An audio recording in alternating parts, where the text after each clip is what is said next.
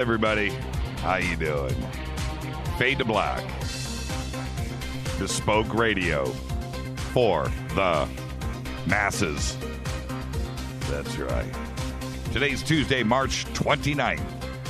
88 days in the new year, 276 days left. We are live from a bunker somewhere in downtown Burbank, California. And we need to be because it's hailing outside. Like real hail. I got pictures. I'd like to welcome everybody listening all around the world, all across the United States. Hither and thither, to and fro, back and forth, up and down, east and west, north and south, far and near. This is Fade to Black. For KJCR, the Game Changer Network, and KGRA, The Planet, I am your oh-so-humble host, Jimmy Church. What is cracking, everybody? What is cracking? We got some strange weather going on. Hail in Burbank. Crazy. All right, tonight is night 2 of the Secret Space Program Breakaway Civilization Week here on Fade to Black. It's better than Shark Week. It is, too, isn't it? It's pretty cool. Last night, Corey Good. Tonight, Joseph P. Farrell, the one and only, is with us. And then tomorrow night, Richard Dolan is going to be here. What a week on the show. Let's get our learn on. Some edumacation is happening here on Fade to Black. And I was talking to Joseph earlier tonight. And yes, we are going to be taking some phone calls. So we will do that in the last segment, 323-825-5045. All right, great phone calls last night. Great show last night. And then don't forget that starting this Thursday, John Rappaport will be here every Thursday. This Thursday will be the premiere of No More Fake Newsroom. That's right.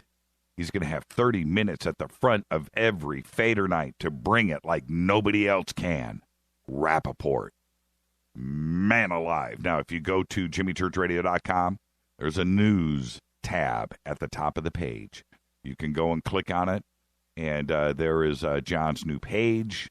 Very, very excited about this. It's a big deal. I almost feel legit. You know, you bring somebody on like John and, and do this. It's, wow. Wow. I feel like we've arrived. And there you go. Very excited. And now let's just run through everything and then get this show started. As I say at the front of every show, it's so important. Our sponsors. You need to support our sponsors. You support the sponsors, you support the show. That's how this show happens. That's how we roll. That's America, the American way. That's how it works. Advertising. That's how it works. Support our sponsors, support the show.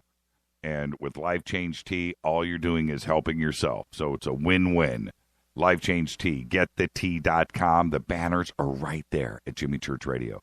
Click on it. Go and do it. Right now, the special is order 2 months of the Super Strength Tea, and you get a bottle of Moringa for just $5. And you get free shipping when you use the promo code Jimmy. That's all you got to do. Help yourself, help the show.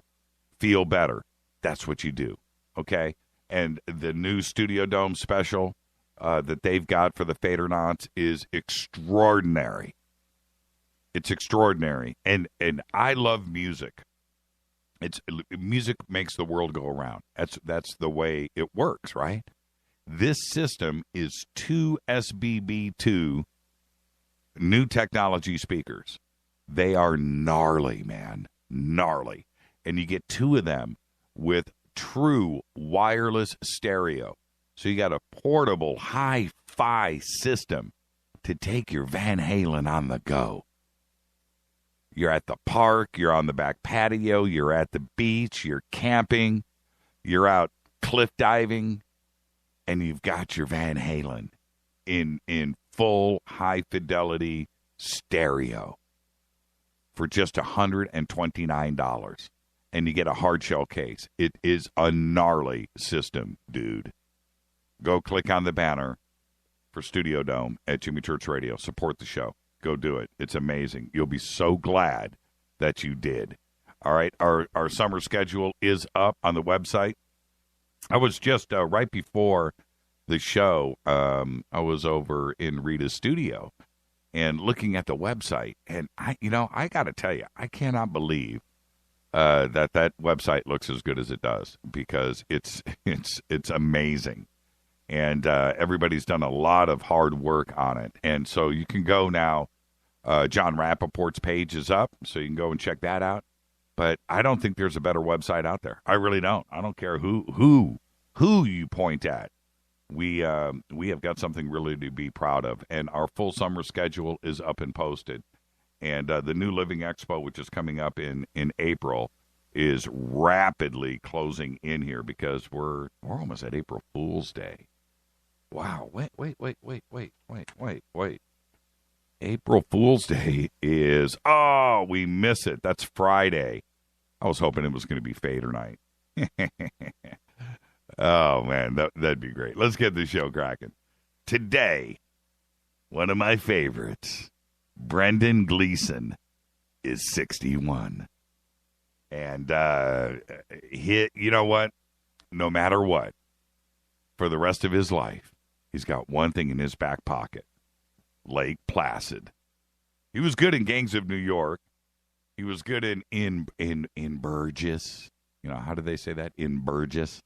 Mission Impossible, he was cool. Troy, he was really good. 28 Days Later. But no, it's Lake Placid. It's Lake Placid for him. Perry Farrell today is 57. And Eric Idle is 73. Happy birthday, everyone. All right, follow us on Twitter at JChurchRadio. Simple enough. Go and do it. The sandbox is hashtag F2B. If you don't have TweetDeck, get it. You need TweetDeck. You do. If you don't have TweetDeck and you haven't, listen, if you're listening to me right now, right, and you're settling into the show, and you hear us talk about the sandbox, and you hear me talk about Twitter, it's important for you to understand what I'm trying to say here. Okay? TweetDeck. TweetDeck. Go to Twitter and download TweetDeck. It's a Twitter product. That's what you need for Twitter. You'll never tweet again without TweetDeck. It's what Twitter's supposed to be. In fact, they should just get rid of Twitter altogether and only have TweetDeck. Your life would be so much easier and simpler. But that's what you need to do. Go and get TweetDeck. And then once you do, and you need to figure out how to do things, come hang out with us. And somebody in the sandbox, somebody over here, will help you along. And then that's it. And you only need a few minutes. And then you can just run side by side with the show. It's amazing. TweetDeck is it. All right. Now I'm off of my soapbox and getting back into the sandbox. Hashtag F2B. Wow, that came out of nowhere. It's hail. I'm blaming it on the hail. And you know what? I'll get to this in just a second. Tonight, Joseph P. Farrell. Tomorrow night, Richard Dolan. Thursday night, John Rappaport with the premiere of NoMoreFakeNewsroom.com. And then Fader Night. Open lines all night long. On this day in history, in 2006, Queen Elizabeth II made Tom Jones, Tom Jones, the Sir Tom Jones. That's right. He was knighted. He was made a Knight Commander of the Most Excellent Order of the British Empire. I did not know that. Sir Tom Jones. Sir, she's a lady, Tom Jones. Yeah. Sir, it's not unusual, Tom Jones. Did you guys ever see Mars Attacks, Tom Jones? And that scene where he's coming out, when the Martians attack. but he comes out with his, and he's performing. That version, you can get that track on the Mars Attack soundtrack because it's one of the best versions of, I think she's a lady, right? Really cool. Fader fact. The demilitarized zone in North and South Korea is actually the world's most militarized zone. And that is a Fader fact. All right. I wanted to talk really quick. I don't have a long rant tonight, but I have a real one. And it's about the weather. Here in Southern California, we live in a desert. And if Mulholland hadn't had constructed the aqueducts that come in off of the mountains here, there would be no water. If you haven't seen the movie Chinatown with Jack Nicholson, go and watch it because that's exactly the story and the corruption behind it. By the way. But we live in a desert here. And if it wasn't for the aqueducts and if it wasn't for the snow melt, the snowpack, and drawing that water in, it's all done by gravity. It's a brilliant design. Bringing water down here, there would be no Southern California. There would be no movie industry. There would be no Los Angeles. There would be nothing here because it's a desert.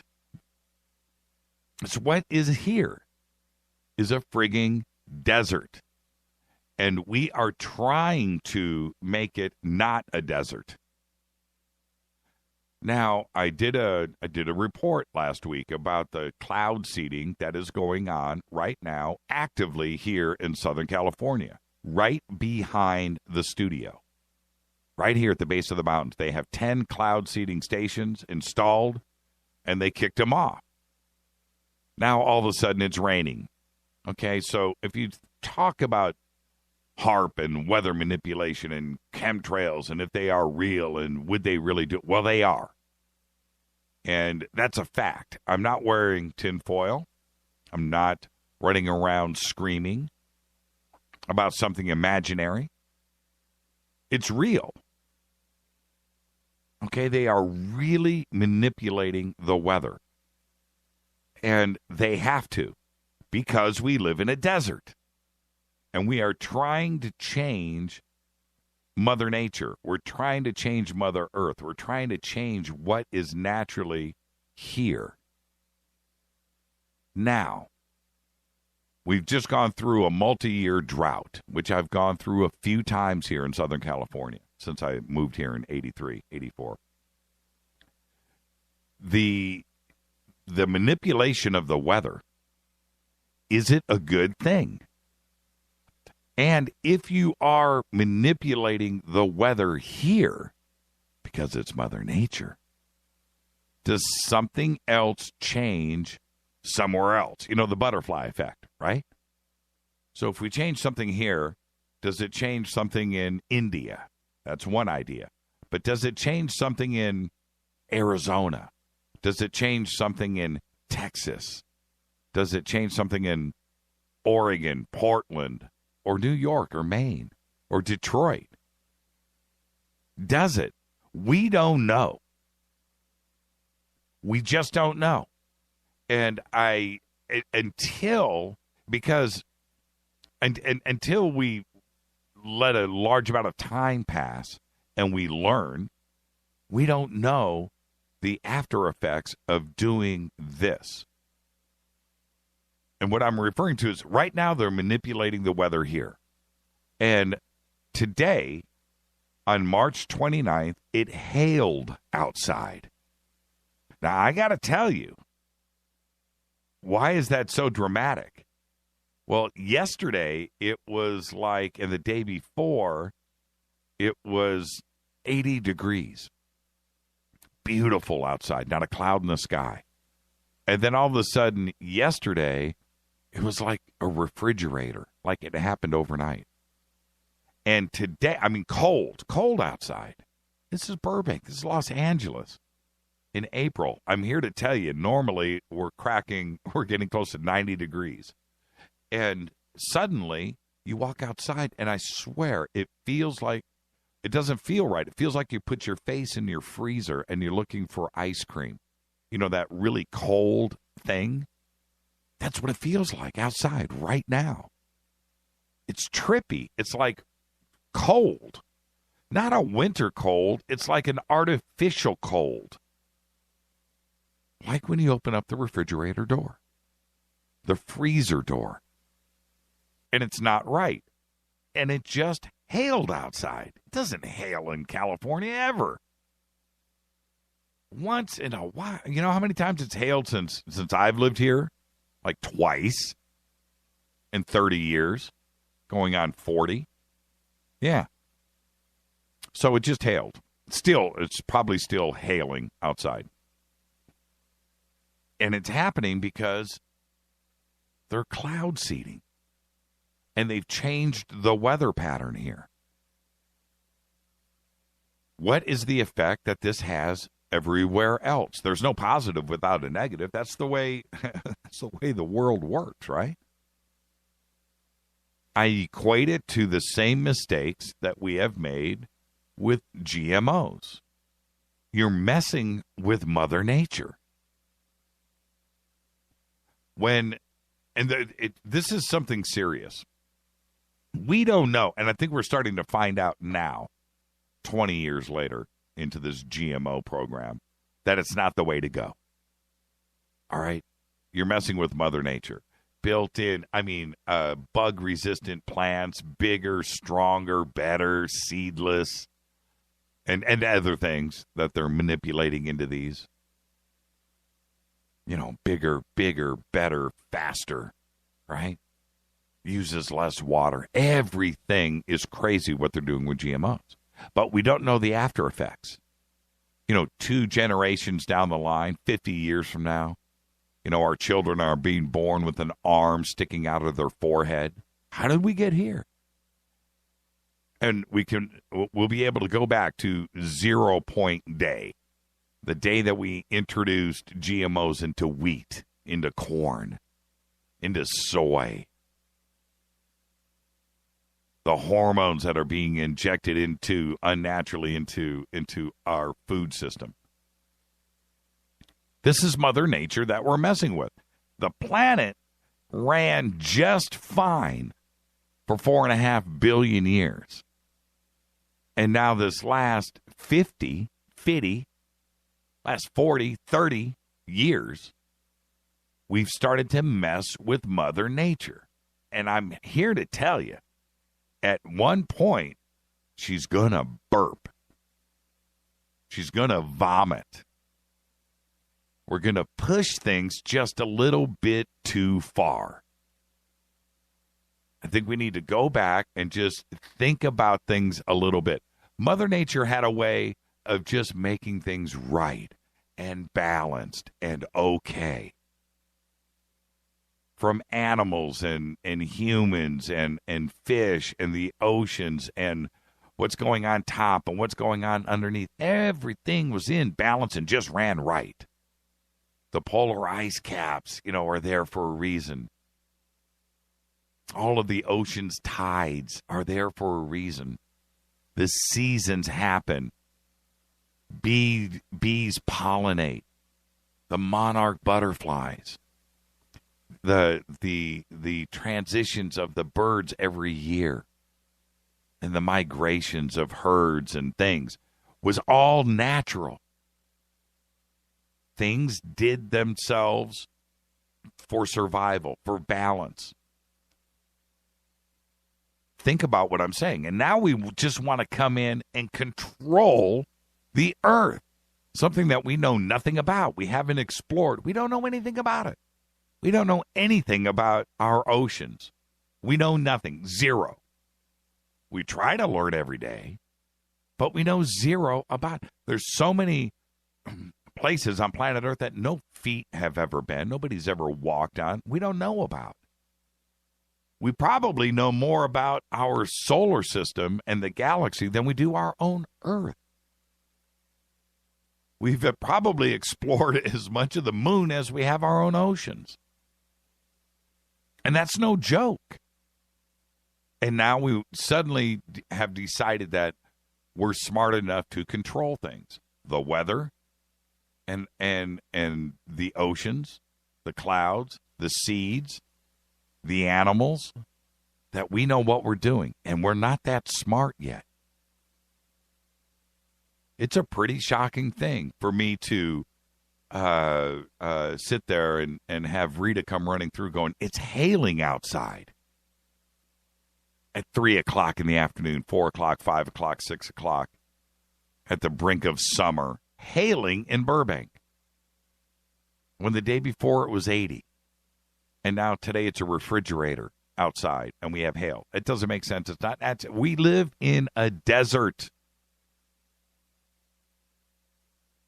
It's crazy. Absolutely nuts. And I don't know what we can do as a collective. I'm speaking to this audience right now. And I know that all of you hear me and understand exactly. You guys get it. You do. But what can we do? We can't march on Washington and scream about GMOs and cloud seeding and weather manipulation. We can't do. Who's going to listen? Congress doesn't know what's going on. They're afraid of the word chemtrail, right? They're afraid of the word Monsanto. You can't do it. I don't know. I really don't know how we pump the brakes on this. I really don't know. I don't know. All the websites in the world and all of the videos on YouTube you want to do, I'm not sure that there's anybody out there listening.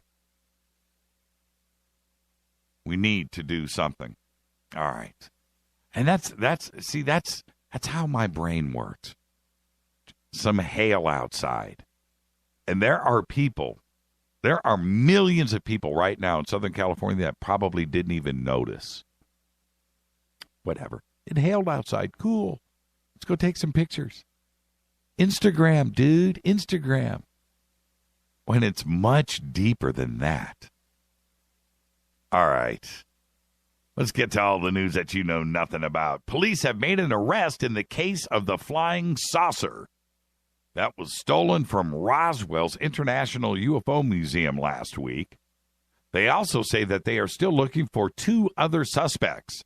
Police say they were able to track down one of the thieves because of a phone call. The flying saucer that used to hang on the side of the museum was stolen while it was being stored behind the museum for repairs. The museum security camera caught 3 people loading the spaceship into the bed of a red pickup truck and then taking off. You can check out the video right now. I think we've got to post it over on Facebook. Just go to jimmychurchradio.com, click on it. Not making it up, man. How? You don't do that. That's like stealing the Bob's Big Boy statue from the front of Bob's Big Boy. You don't take the flying saucer from the Roswell Museum. Can't do that. More than 250 years after Shakespeare's death, a story began to circulate that his skull had been stolen from his grave in Stratford-upon-Avon by trophy hunters. Now, for more than a century, the tale was widely dismissed as myth. But check this out. On the 400th anniversary of Shakespeare's death, archaeologists believe that they have found evidence that he is missing his head. That's right. Using ground-penetrating radar to scan the grave, they discovered that the skull is apparently absent. They also established that a skull in a church in Biolay, 20 miles away, which according to local legend belonged to William, right? It belonged to Bill. And that skull, it turns out, was in fact from a 77-year-old woman. They've run all the tests. This means that Shakespeare's skull could still be at large somewhere. And That is a crazy story. Unbelievable. Well, it wasn't happy hour for some of Central Florida's drivers when trucks carrying, oh man, this is when you are happy that you're a fade or not listening to this show right now. Because two trucks, one carrying Busch beer. They still sell Busch? I didn't know that. They still sell Busch? And Frito-Lay chips collided, spilling them both along Interstate 95. Florida Highway Patrol spokesman Kim Montez said in a statement that Zachary Bassinger of Melbourne had stopped his Frito-Lay box truck on the right shoulder of the freeway. Robert Farrell Rodriguez of Miami told troopers he was trying to move his beer truck into the center lane, but saw another vehicle and swerved back into the right lane when he crashed into the truck of chips. The Frito-Lay truck overturned, and the beer and chips spilled onto the highway. Traffic was backed up for miles as people were getting their beer and chips while they cleared the debris. Rodriguez himself was ticketed for failing to maintain a single lane. You know, that's really funny. That's really funny that in an incident like that where he swerved to avoid it, you know, he would have been cleared if he just stayed in his lane and plowed into the Frito-Lay truck. Then it's not his fault. You can't leave your lane. Isn't that funny? I always thought that was like some weird law. All right, let's get out of here. Let's get Joseph P. Farrell in here. Day 2 of our secret space program, Breakaway Civilizations Week, right here on Fade to Black. I'm your host, Jimmy Church. This is Fade to Black. Follow me on Twitter, @JChurchRadio. Email is jimmy@jimmychurchradio.com. This is Fade to Black on the Game Changer Network and KGRA The Planet. Bespoke radio for the masses. I'll be right back with Joseph P. Farrell. Stay right there.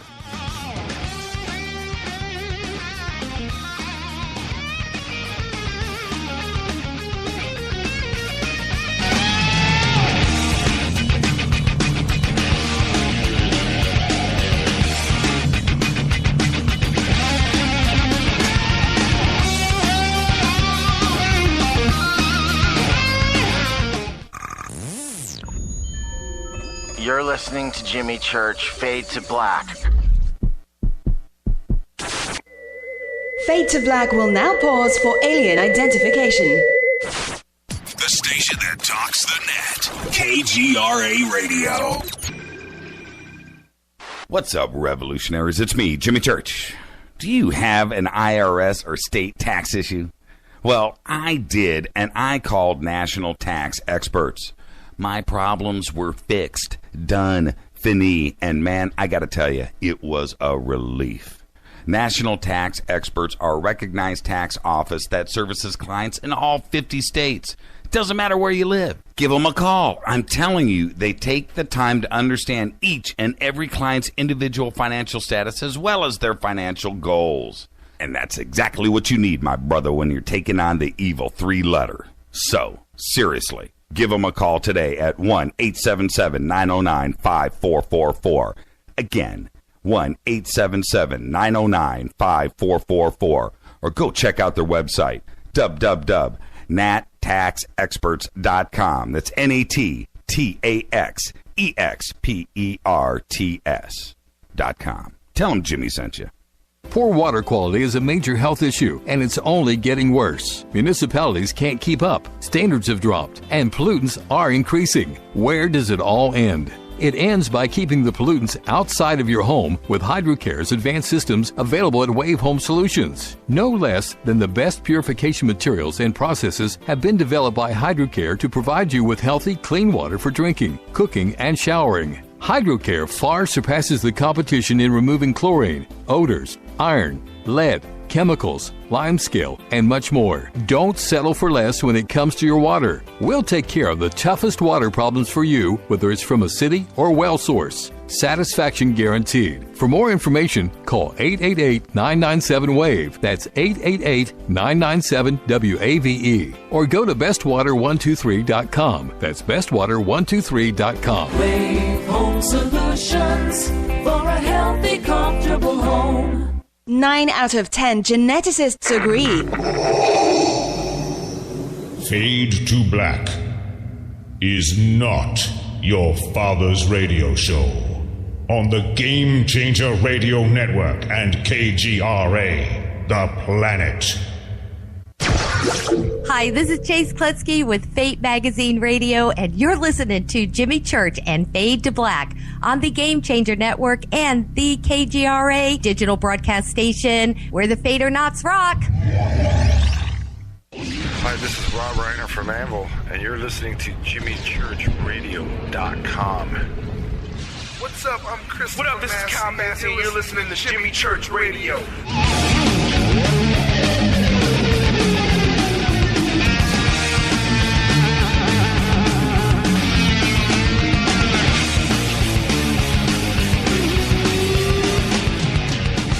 Welcome back to Fade to Black.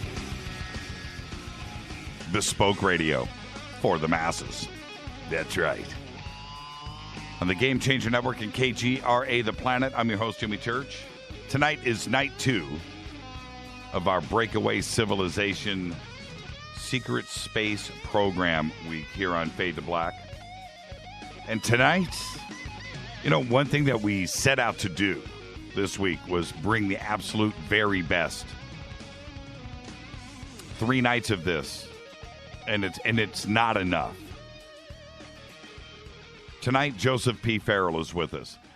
He is a recognized scholar whose credentials include a PhD in philosophy from the University of Oxford. His literary contribution is a veritable resume unto itself, covering such fields as Nazi Germany, sacred literature, physics, finances, the Giza pyramids, and music theory. A renowned researcher with an eye to assimilate a tremendous amount of background material, Farrell is able to condense the best scholastic research in publication and draw insightful new conclusions on complex and controversial subjects. His books include, and there's a lot, but these are my favorites, The Giza Death Star, The Giza Death Star Deployed, Reich of the Black Sun, The Giza Death Star Destroyed, The SS Brotherhood of the Bell, The Cosmic War, that is a must-read, Secrets of the Unified Field, and The Philosopher's Stone. His website is GizaDeathStar.com, and I'd like to welcome back to Fade to Black our good friend, Joseph P. Farrell. Joseph, good evening. Hey, Jimmy, thanks for having me back. Man, I got to tell you, the thing is, Joseph, with our audience, there is certain required reading in our circle, right? And for me, The Cosmic War is just one of those books. If you want to come hang out with us and you want to be able to jump into a conversation at the dinner table and act like you're in the know, there's certain things that you just got to do, man. There is alternative history 101, right? Right. The Cosmic War, man. I'm right there. You can just enjoy your drinks and food over there by yourself if you haven't read The Cosmic War. But if you want to jump in with us, and how does it feel to write a book like that? I mean, when you get to the end of it, are you exhausted? And are you happy? And is there anything that you would have changed? Oh, well, I tell people that writing a book is as close as men will ever get to childbirth. When you're done, you're just glad the whole process is over. So yeah, it was. I was relieved to be done with that book, but I got to tell you, I deliberately conceived that book as kind of the keystone in the arch of all of my books. So yeah, it's a very crucial book. It paints in very broad strokes. We'll just put it that way. Yeah, you're absolutely right with that. It does it's a spider web. Yeah, I could see that being at the center of the Farrell universe. That makes a lot of sense.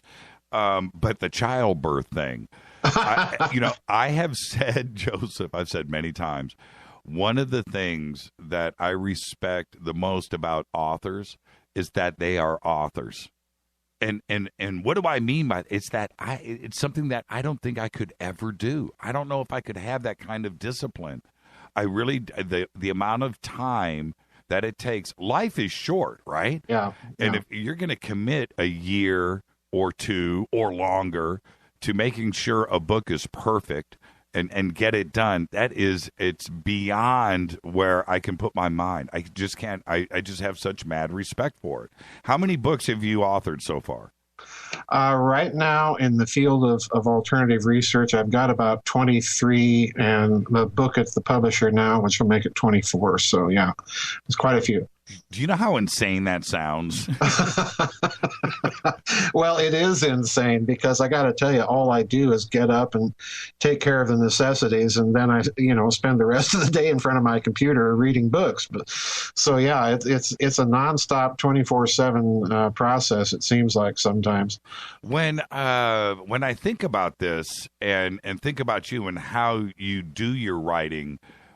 Something happened to Joseph P. Farrell in your childhood. Something happened. I don't know if it was a high fever, if you had some friend that was influencing you, or you saw something in the night sky. Something triggered this life of yours. What was it? Well, I ascribe it to the fact that my father and a very good family friend of ours were both engineers. And they would get together every Friday night and play pitch. They'd play cards. And, with two engineers at the table, inevitably the topic would turn to science or something. And I remember very vividly as a boy, they were playing pitch one night, and my dad and this other fellow started talking about the Great Pyramid. And I that just kind of captivated me. It fascinated me. And I ascribe part of it to that, but I've always had kind of this interest in alternative subjects and ancient texts and so on and so forth. So it kind of put me off in that direction from a very early age. And even when I was in the academic world, I still kept reading in it and studying it and so on and so forth. Before we, you know what? This is my show, damn it. I'm going to do it my way. Before we get into the secret space program and what is going on in breakaway civilizations, before we do that, I want to share with you today, actually yesterday and today, I got a phone call from a friend, fellow researcher that is doing a television project and had questions for me in their research about some background history on Göbekli Tepe and the Giza pyramids and Mesopotamia. Mm-hmm. And I was like, wow, okay, that's an honor. I'm not the guy to talk to about this, but sure. But what was interesting here, Joseph, was that this network had approached him to cover what is now starting to become mainstream.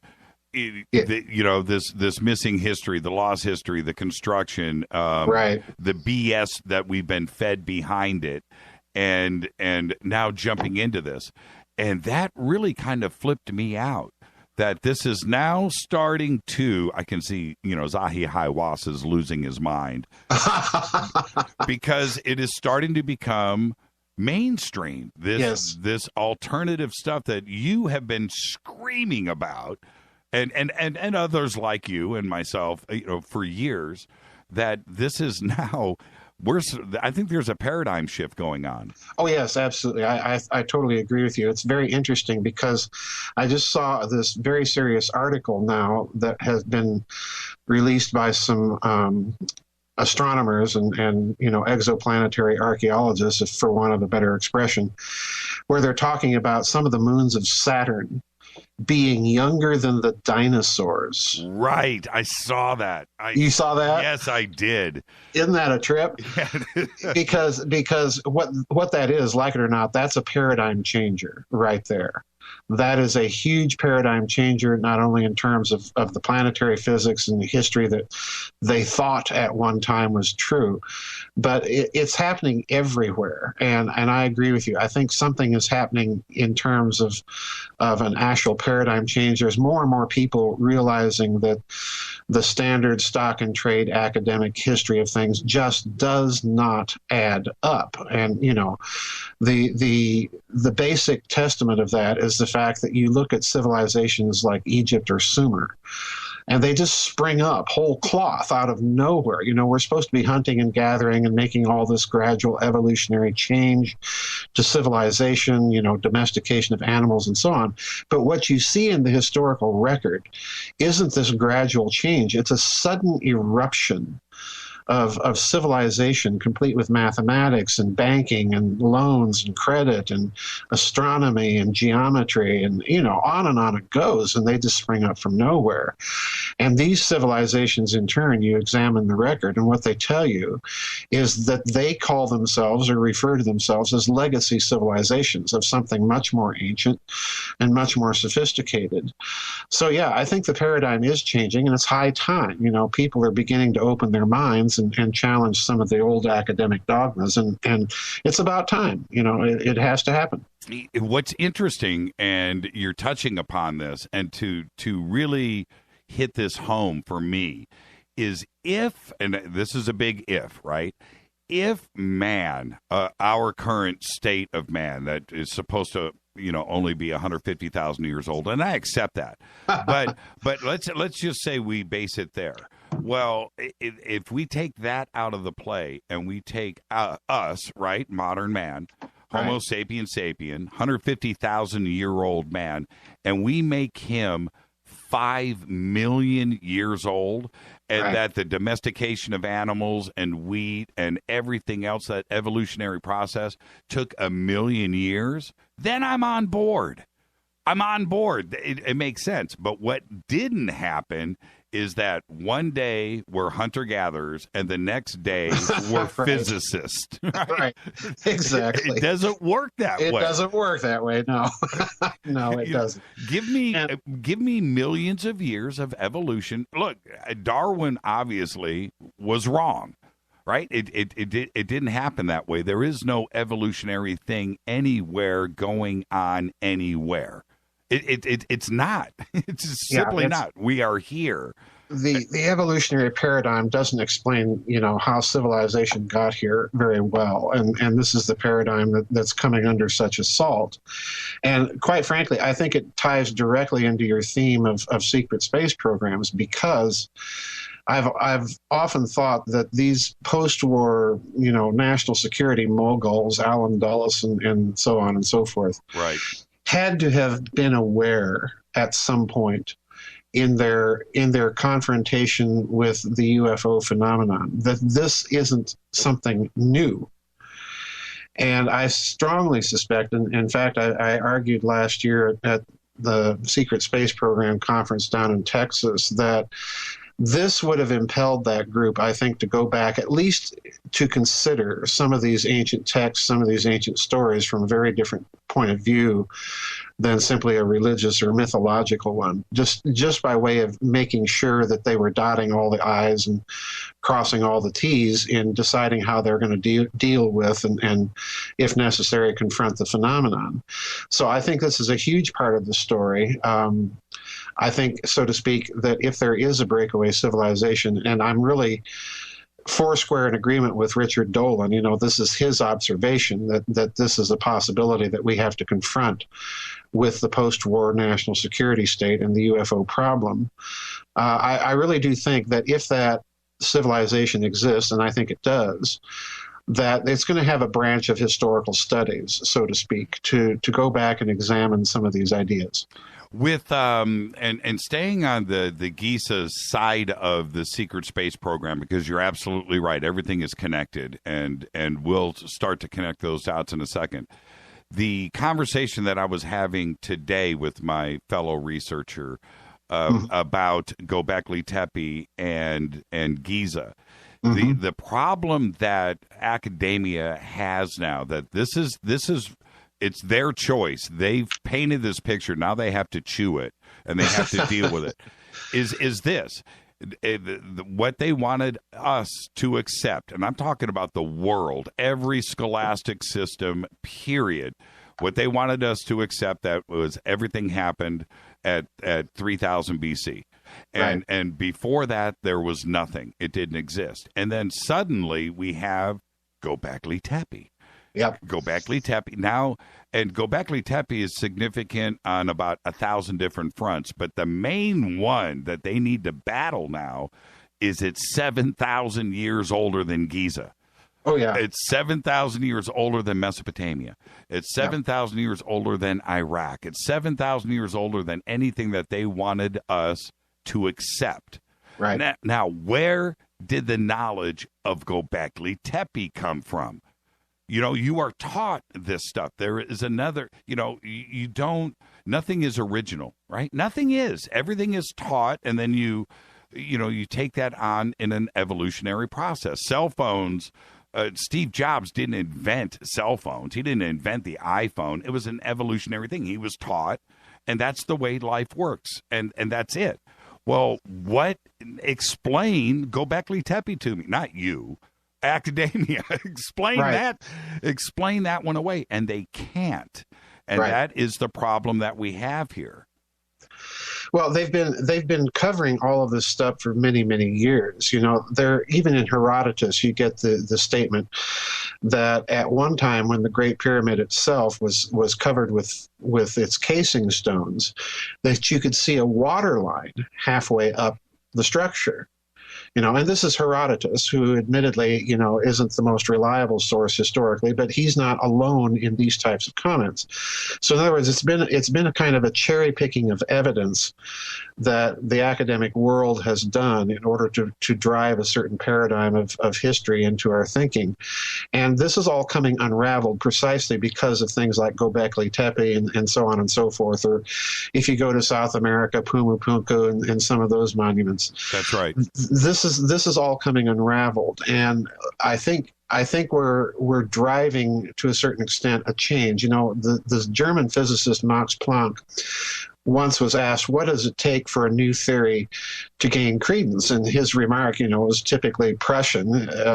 It takes the old people dying off and the new people that are open to the new ideas to gain the ascendancy. And I think that to a certain extent is also what we're seeing. We're seeing this being driven not only by the discoveries, but we're seeing a new generation come into its own that's more open to challenge the basic paradigms. I was listening to a debunker the other night, a skeptic, listening to his presentation, and he was specifically talking about Pumapunku, and this is how polluted I am. I swear to you. He's like, you're not giving ancient man enough credit. That's all they did was work with stone, and they knew what they were doing. And this is my answer to that. I don't care if it's red sandstone, you know, some soft rock, let alone some red granite, right? I could take a 4 foot by 4 foot block of granite, of stone, you pick it, limestone, whatever, drop it off at his house with all the modern technology today, and in his lifetime could not recreate one of the H blocks from Pumapunku. So don't tell me I'm not giving them enough credit, because with all of the modern technology today, you are not going to level out, square out, carve round holes, slots, grooves, and recreate one of those H blocks in your garage. It ain't going to happen. You can have all the Dremel tools from Home Depot. Right? Right. Well, not only that, but, you know, according to the standard academic theory, they're doing all of this with diorite slurry, copper saws, you know, and some very primitive tools. And you know. And chicken bones. Yeah, exactly. And, you know, my friend Igor Vitkovsky has kind of the same response to all of this that you do. Well, just chain him to one of these stones and give him the tools that they say that this was all produced with and let him produce it. You know, it's such egregious nonsense, Jimmy, that it really frustrates me to see that academia would have gone along with this for so long. The only thing that I think rationalizes it to a certain extent, is the fact that somebody somewhere knew that something much more significant was going on, and they were attempting to cover it up. This is the only way, ultimately, I think, that you can rationalize the behavior of what's gone on in the last 100 years. You know who I miss, and I want to ask you about this really quick. I miss Lloyd Pye. Yes. And I miss him greatly, and I study and listen to everything that he did, and I miss him every single day. But there's one point that he mentions that I think you and I and other researchers, and presenters and so forth in this field, I think that we've kind of missed or kind of let go. And one of them is every single time something radical happened, the end of the dinosaurs or other events that changed that we repopulated immediately. And it just seems that the only real answer, populated everything on the earth. The only thing that would really make sense is that it's very simple. The only thing that fills all of those questions is we were seeded. Yeah. That's all. And why is it so hard to accept that? Just maybe because if you, Joseph, if you were on a starship going to another planet and you found an Earth out there that was really cool, what would you do? You would seed it. Yeah, absolutely. You'd explore it, you'd colonize it, you'd seed it, you'd begin to develop it. Absolutely. That's absolutely. It. And so what is so wrong with that? It's the only thing that really makes sense here that answers all of those questions, because 65 million years ago, something really, really bad happened here. And it probably happened 100 million years before that. And 100 million years before that, there are these different events. And suddenly we had life, millions of forms of life that were all unique and organic and were suddenly growing. And there wasn't enough time for the evolutionary process that we're being force-fed to have happened. Right.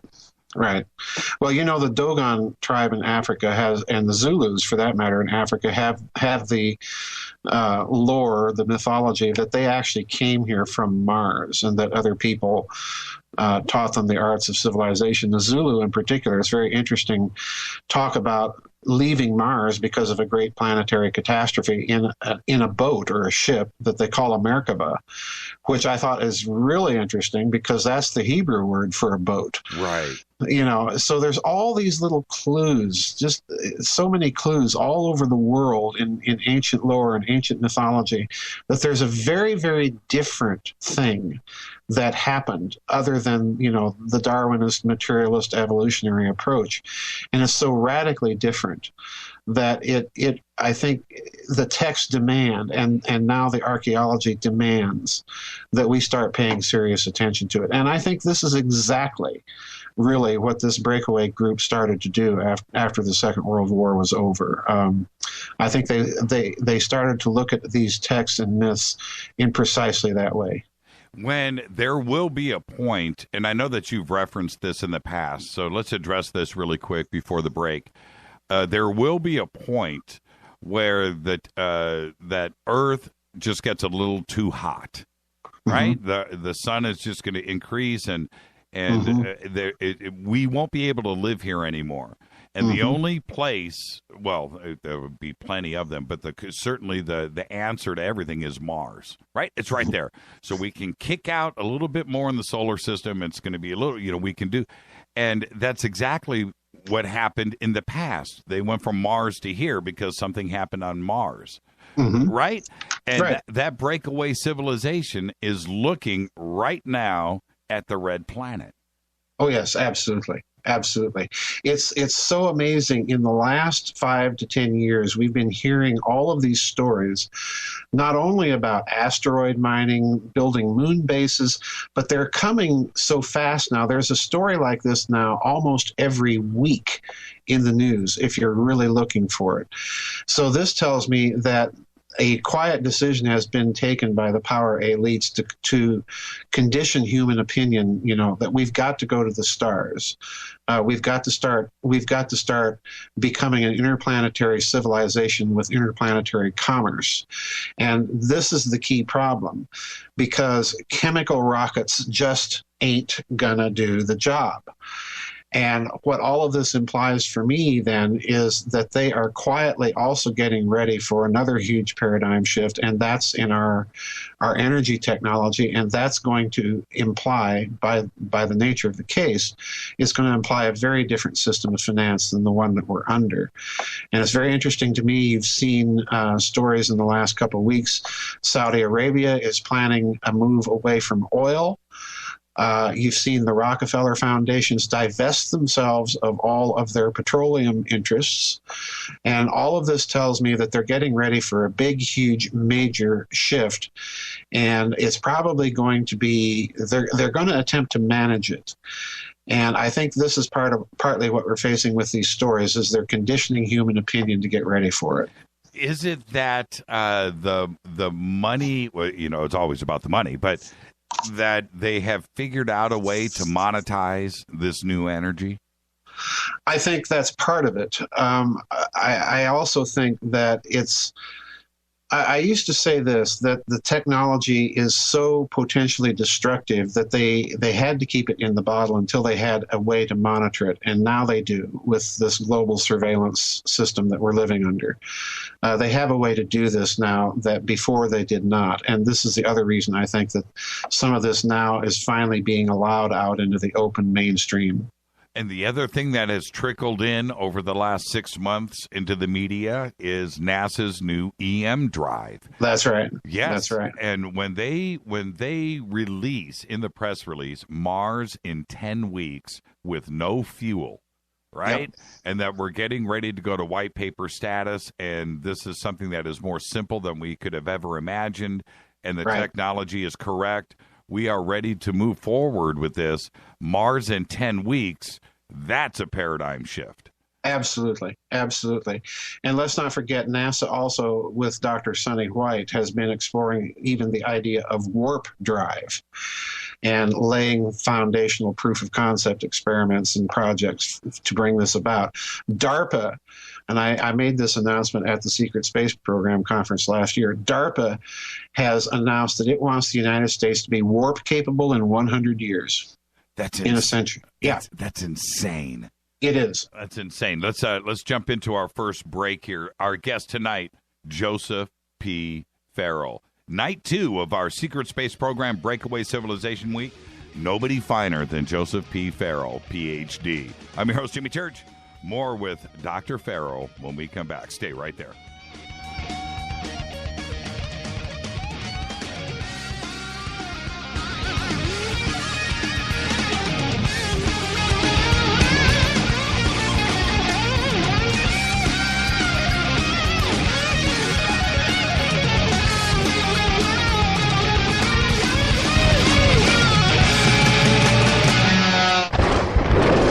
This is Fade to Black with Jimmy Church on the Game Changer Radio Network and KGRA, the Global Radio Alliance. The station that talks the net. KGRA Radio. Hello, I'm Katie, and you're listening to my main man, Jimmy Church, on jimmychurchradio.com. Hi, this is Ray Hobbs here, repping the planet, and you're listening to my good friend, Jimmy Church, Fade to Black, on the Game Changer Network and the KGRA Digital Broadcast Station. Hey folks, Life Change Tea here, reminding you that colds and flus suck. Feeling lousy sucks, and allergies really can be annoying. What if you could change that? What if you could drink something that changed the sick and tired scenario? Well, you can change how you feel with a little help from Life Change Tea. Life Change Tea is a drink you make, you control, and you drink. There are 8 organic herbs that blend together and give you what you need to fight the flus and colds of this world. Less sickness is more relief. Life Change Tea can help with high blood pressure, constipation, high cholesterol, and much, much more just by drinking the tea. Read the numerous testimonies at getthetea.com. If you're tired of feeling lousy, order right now at getthetea.com. That's getthetea.com. Or you can call us at 928-308-0408. That's 928-308-0408. If you've heard this commercial more than once and someone's trying to tell you something, it's time to get well. Getthetea.com. Imagine no longer being tied down to your computer, but having the freedom to take live talk radio with you anywhere you go. TalkStream Live introduces our first ever iPhone application. The talk shows you follow now follow you, and your iPhone is now the fastest and easiest way to stay connected to the best talk radio on the internet. Let TalkStream Live transform the way you listen to radio. Listen to live talk shows 24 hours a day, 7 days a week. Mobile talk radio from TalkStream Live. Now available in the iTunes App Store. This is Toby Kebbell. You're listening to JimmyChurchRadio.com. Don't hurt me, Jimmy. I'm only little. Hey, I'm Adrian Grenier. And this is Ari Gold. We're the Honey Brothers. Yes. We are of the Honey Brothers. Hey, I'm Adrian Grenier. And I'm Ari Gold. We're the Honey Brothers. And you're listening to Jimmy Church. The Revolution. What's up, Fadernauts? Studio Dome loves Fade to Black and the F2B audience so much that they have put together the ultimate stereo Bluetooth system. They've done it just for you. Man, check this out. The Studio Dome SBB2 stereo system is here. It's featuring 2 Studio Boombox 2 SBB2 wireless Bluetooth speakers, packed in its own custom hardshell case. This Studio Dome system features the very latest in stereo Bluetooth technology. The 2 full-range boomboxes are in true wireless stereo. You've got to hear this. It's amazing. It's just $129, and use the promo code JCRTWS, and you'll also get free shipping. It's simple. Just go to JimmyChurchRadio.com, click on the Studio Dome banner. Go Beckley Tepe. This is Micah Hanks of the Gralien Report, and you're listening to Jimmy Church on Fade to Black, across the globe on the Game Changer Radio Network and the one and only KGRA Radio, The Planet.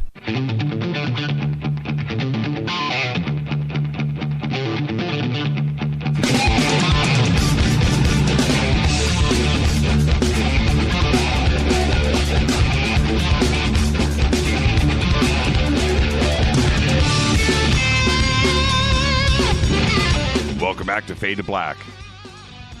Day 2 of our Breakaway Civilization Secret Space Program week. It's better than Shark Week on History Channel. Or Discovery, whatever that's on. His books include The Giza Death Star, The Giza Death Star Deployed, Reich of the Black Sun, The Giza Death Star Destroyed, The SS Brotherhood of the Bell, The Cosmic War, Secrets of the Unified Field, and The Philosopher's Stone, Joseph P. Farrell. Joseph, the definition of a breakaway civilization, I think that I have about 2 or 3 definitions, all of them dark. What's yours? Well, I'm kind of foursquare with Richard Dolan's idea that the breakaway civilization forms itself in the national security structure, which, by persisting over time and with a large, not only black budget, but I think in addition to that, a totally hidden system of finance. This is a lot of money, which, if this is persisting over time, will allow that group of technocrats and scientists basically to pull so far ahead of the rest of humanity in their technological capabilities and the cultural outlook that's formed by possession of something like that, that they become, in effect, a breakaway civilization. In other words, a totally different extraterritorial, underground, hidden system of a very few people in possession of some extraordinary technologies and sophistication. And that, of course, obviously has its dark implications. Were we close to disclosure with that back in 2001 with Rumsfeld?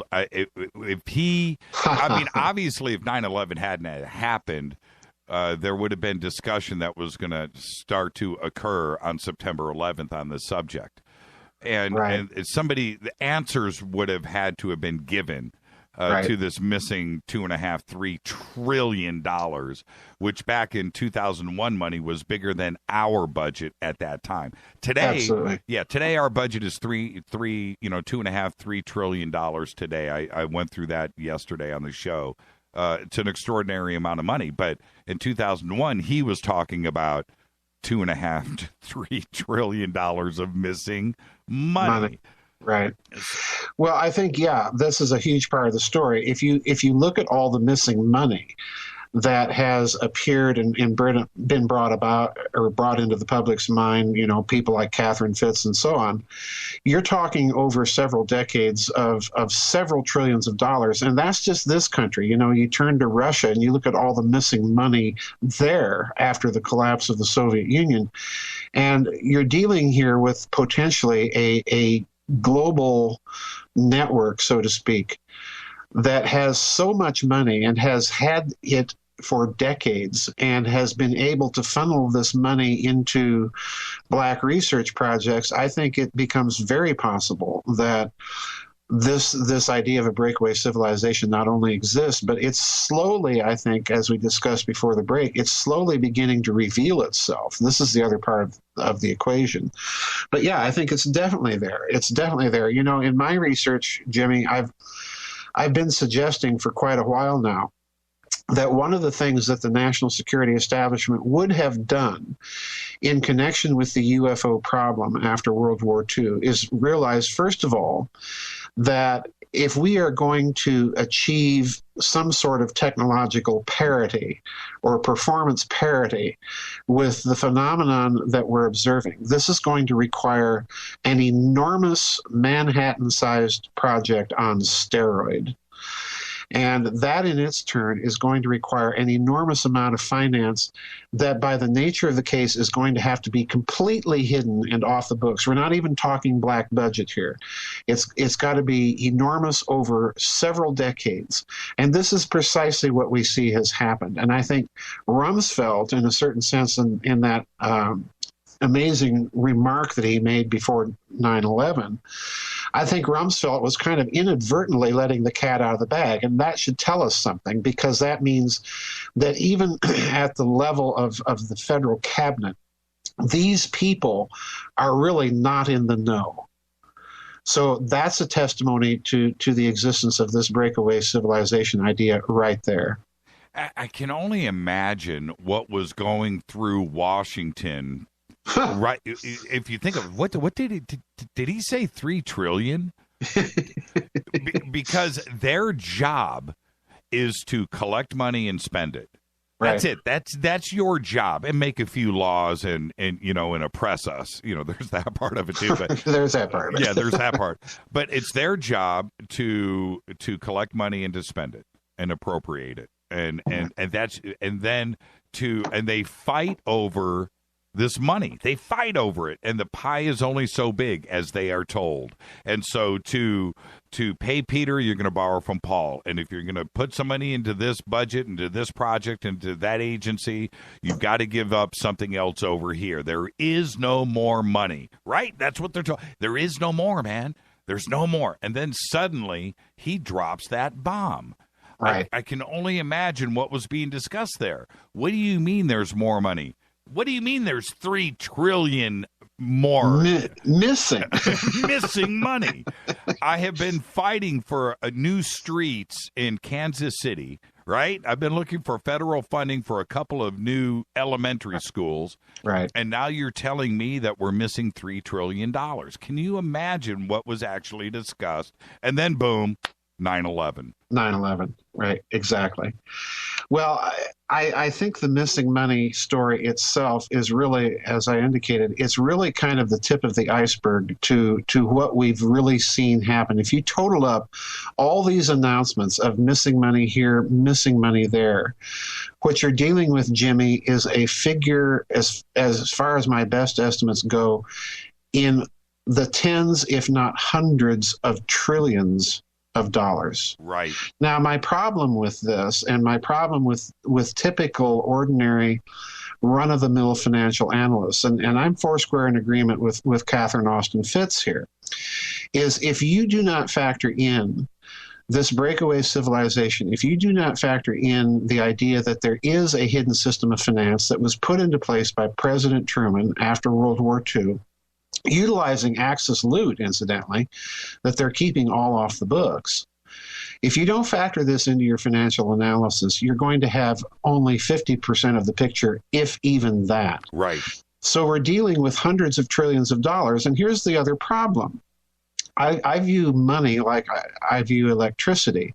You put power in at one end of the circuit, and it's going to come out, has to come out at the load end. Well, if you've got that much financial juice, so to speak, in your circuit, it should be manifesting itself as hyperinflation by now.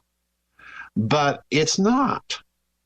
So that raises the question of, well, then where is it going and what is it doing? And once we look at it that way, the only conclusion is it's got to be going into something completely hidden, into some rather sophisticated technologies, and a part of it, and here comes the whopper, a part of this money simply seems to be disappearing. And the only place it could be disappearing, quite frankly, is off the planet. So in other words, we're dealing with such astronomical sums of money by now over the last few decades that the possibility arises that it's a component of some sort of secret international or, interplanetary commerce. And, that raises the stakes considerably. Because why now, and in conjunction, do we see all of this sudden scramble for asteroid defense systems? Well, if you're conducting commerce off planet, then you've got to be able to protect that commerce from any potential threat.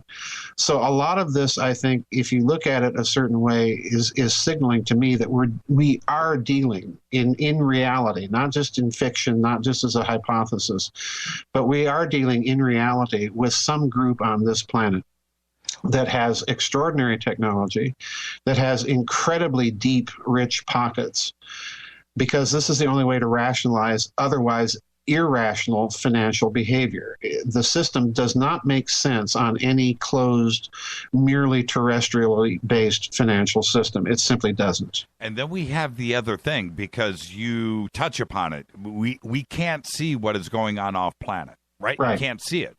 And then, but what about what we can't see here? In other words, underground installations. Absolutely. Absolutely. If you look at what is going on, and this is the other part of the story I'm so glad that you brought up, this amount of money will buy you underground installations. It'll buy you underground cities. It'll buy you intercontinental underground transportation networks. It'll buy you a lot of nuclear plasma boring machines to build all of this stuff.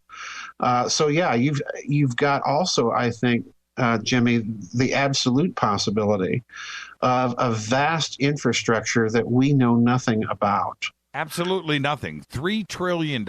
That's only 1 year, by the way. That's only 1 year. That's only 1 year. So $3 trillion. And I threw this out at you earlier today. But if you think about it, $3 trillion probably could rebuild a brand new United States. Yes. Top to bottom, every building, every structure, every street, everything that we know, brand new. Boom, done. Right. Probably twice as big. Well, and this raises another problem, Jimmy, because the fact that it could build all of this infrastructure, public infrastructure, and that it is not doing so, suggests to me that we might be looking at a war-based economy. In other words, that this is disappearing into something that might be the financial mechanism to support some sort of conflict. And I raise that because if you go back to when Lieutenant Colonel Corso's Day After Roswell came out, many people in the ufology community now dismiss that book. I don't. I'm not so quick to dismiss it, because one of the things that he said in that book was that we had been in some sort of quiet conflict or war with the ETs, or whatever you wish to call them, and that by the end of the Reagan era and the early Bush 1 administration era, we had managed to stalemate the situation. So in other words, that whole post-war development, those 3 to 4 decades of hidden finance in the trillions of dollars, paid off. But it paid off in such a way that it went to something like weaponry, which will not show up as an immediate inflationary bubble in the public economy. So there's all sorts of possibilities here. It's the financial angle of all of this, to me, that signals that something huge has been going on, and it's probably connected with this breakaway civilization. Because look at it another way. Many people in the alternative research community have been looking at this hidden system of finance, but what they have concluded, I think erroneously, is that this vast sum of money was simply a political slush fund that was used to fight communism. Well, for crying out loud, you don't need trillions of dollars to conduct false flag operations in Paris or Brussels. But you would need trillions of dollars if you are attempting to develop exotic propulsion technologies, exotic energy technologies, exotic weaponry technologies, and so on. I'm looking right now at a document in front of me of a U.S. patent that was taken out in January 25, 1994. This is patent number 5,280,864. It's by James F. Woodward, and listen to what the patent is for. Quote, method for transiently altering the mass of objects to facilitate their transport or change their stationary apparent weights. In other words, anti-gravity. Yeah, right. Now, this is 1994. And granted, a grant of a patent is not a certification that the thing actually works. But I'm looking at a whole list of these things that are right there in the public eye.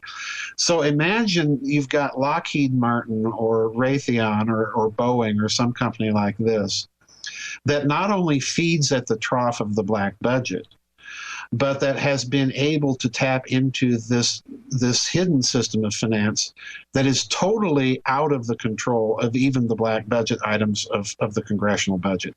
Once you factor in that kind of thinking, then you're looking at the very real possibility, in my mind, that they have some extraordinary technologies, and that what all of this public display that we have seen of talk about asteroid mining and moon bases and going to Mars and so on and so forth.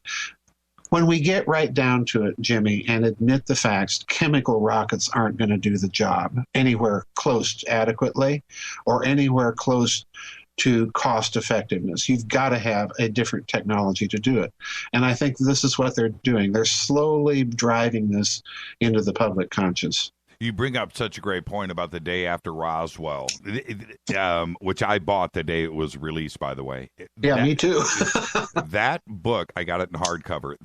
And I loaned it to my dentist and never got it back. But that book, factually, that's not what it's the idea of the book. Yes, the germ that is the book that is alarming.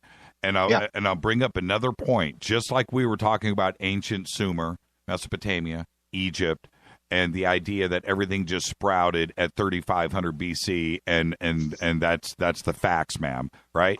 Just as we are talking about that, if I read in a textbook, if I read one more time, if I see the year 1947 pop up one more time, not in UFO circles.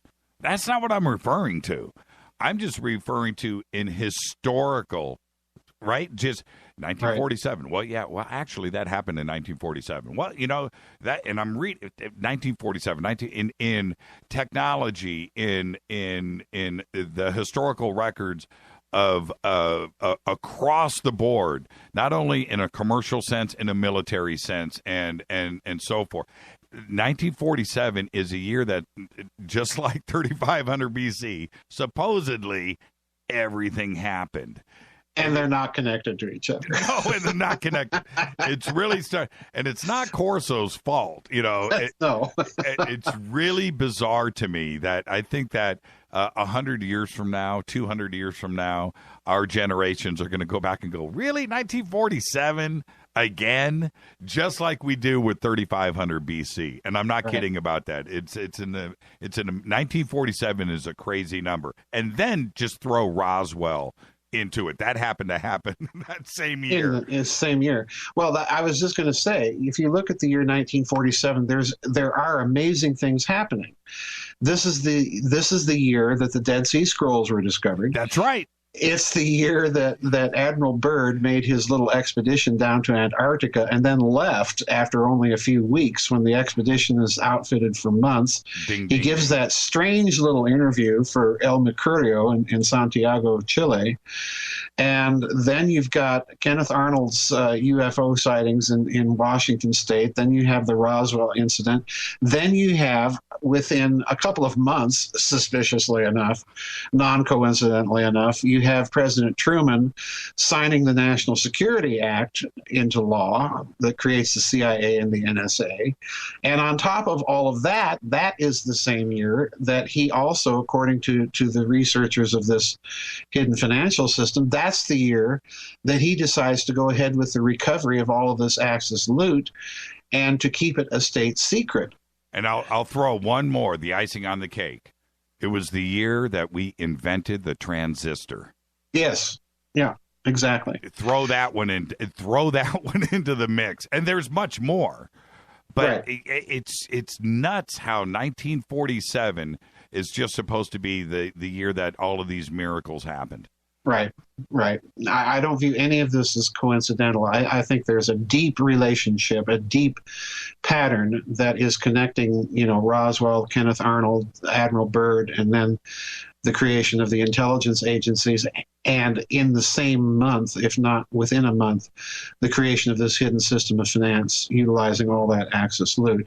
I think all of this is definitely part of a pattern. I think it affects this breakaway civilization group. My take on it, that I think that they made the bargain, the dirty deal with the devil, with the Nazi devil, when they created this breakaway civilization, and that's why it looks so fascist in some respects. So yeah, it's a non-coincidental year. These things are all deeply connected, absolutely. And I want your opinion on your take on the X-37B, right, the secret space plane. Because when we're talking about a secret space program and somebody wants to go and dismiss it, well, I'll point out right now, X-37B, there's your top secret space program that we know of. Precisely. That's going up there for a year or two at a time. We know nothing about its mission, what it's doing up there for 2 friggin' years, number one. Number two, the staff that is behind it, what is inside of it, what are they doing, what are they connecting with, what is the mission, who are the people behind it, and if you want to know something secret, there it is right there, because you don't know nothing about the X-37. Not you, Joseph, the public. Right. You don't know anything about the X-37B, and you're not going to find out. If you want to know about a secret being kept, there's an example of a secret space program running in parallel in an alternate universe of our own right now. Well, I'll go you one better. Let's look at Gary McKinnon, the British guy that supposedly hacked into the Department of Defense and discovered, according to his own story, that the United States had 35 spaceships listed with the captains and the crews. And of course, the story that, NASA and the Department of Defense tried to extradite him unsuccessfully from Great Britain as a punishment for the crime. And they went nearly apoplectic over this guy. And everybody kind of dismissed that story, but let's look back at President Reagan's memoirs. When Reagan published his memoirs, I think that it was shortly after he left office, he revealed in the memoirs something that just to this day floors me, how he managed to get it past the censors.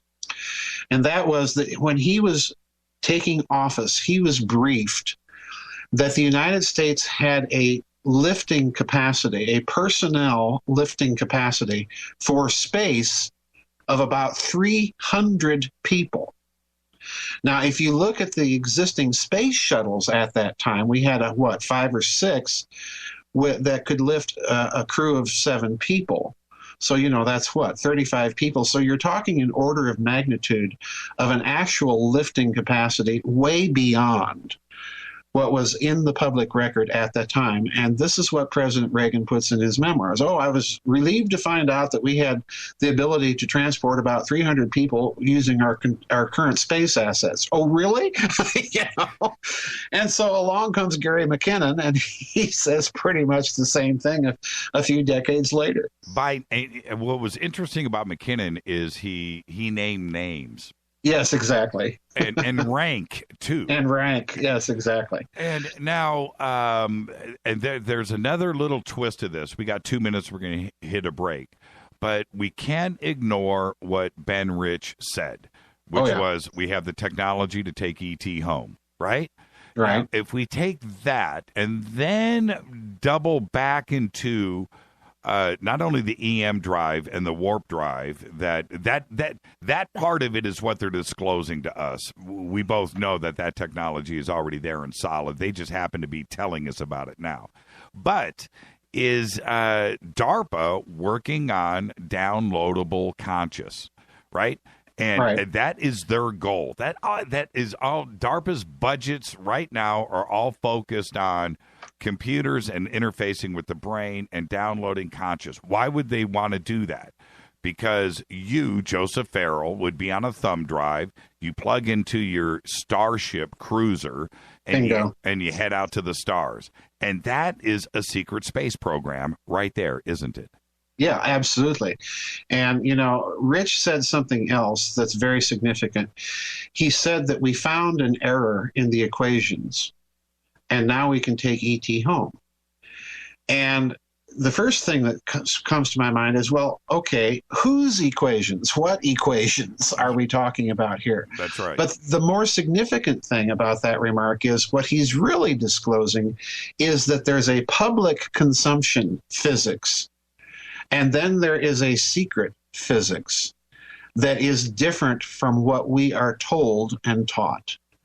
And this is a huge, to me, Jimmy, this is the other huge part of the story. You look at certain researchers, Tom Beard and Paula Violette and people like this, and they're saying essentially the same thing, that there's something wrong with the paradigm of physics that is being taught publicly, because that paradigm, in effect, dead ends.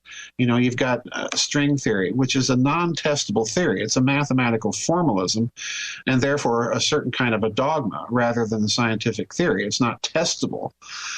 So public consumption physics looks to me like it's deliberately designed as a dead end, but then you have all of these people doing things that are challenging the paradigm, going all the way back to Pons and Fleischmann and cold fusion. Right. So yeah, there's a secret physics.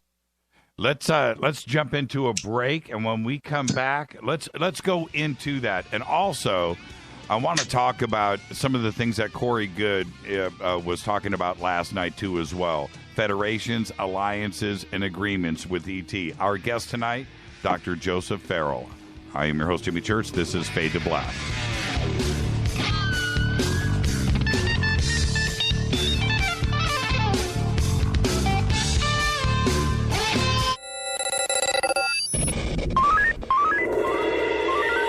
Way out here, we listen to Jimmy Church. You're listening to Fade to Black. Always on the edge of the hottest alternative talk. Jimmy Church with Fade to Black. KGRARadio.com.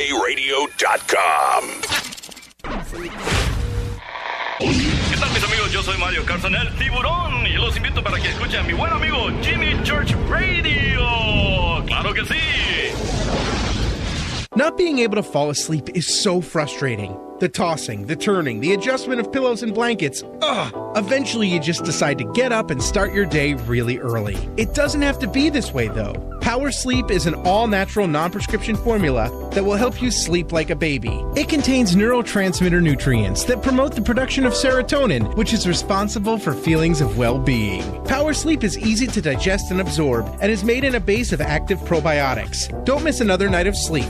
Order your Power Sleep at energywave.com or call 800-TURTLE-5. Add Power Vites to your cart while you're browsing. Perfect for Monday mornings. They're a complete multivitamin and mineral formula that will give you the energy you need to get through your day. Nourish your immune system and feel great. Get all the info and place your order at energywave.com. Enter code word SLEEP to get free shipping. These statements have not been evaluated by the Food and Drug Administration. This product is not intended to diagnose, treat, cure, or prevent any disease. Did you ever turn to your radio for your favorite talk show to find that it's been preempted for this? In the air to deep right center. Back goes Lewis to the wall, and it's out of here! Or this? And I'm ashamed of you, Hillary, for voting for it. Do you have a favorite talk radio program that's not available in your city? Just go to TalkStreamLive.com for links to the best streaming talk radio shows. At TalkStream Live, you will find live talk shows 24 hours a day, 7 days a week. All your favorites are here. With such a large selection, you will also discover some new favorites. On the go and still want to listen? With a mobile smartphone, simply type TalkStream Live on your internet browser. Now you can take internet radio with you. You will also find hundreds of music, news, and sports streams. Best of all, the TalkStream Live directory is free and there's never a login required. Remember TalkStreamLive.com, the fastest route between you and your favorite talk radio show. You are listening to Fade to Black with Jimmy Church on the Game Changer Network. Oi, oi, I'm Reese Evans. You're listening to Jimmy Church. This is Revolution. The revolution will not be televised. The revolution is on radio. Ciao.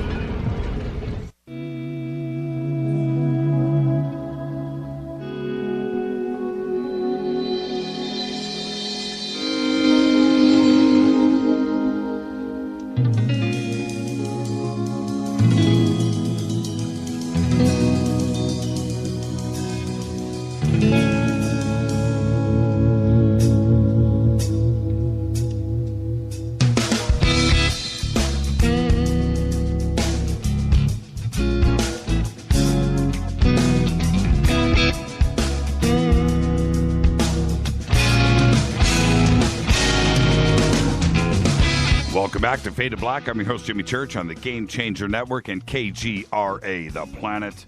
Our guest tonight, Dr. Joseph P.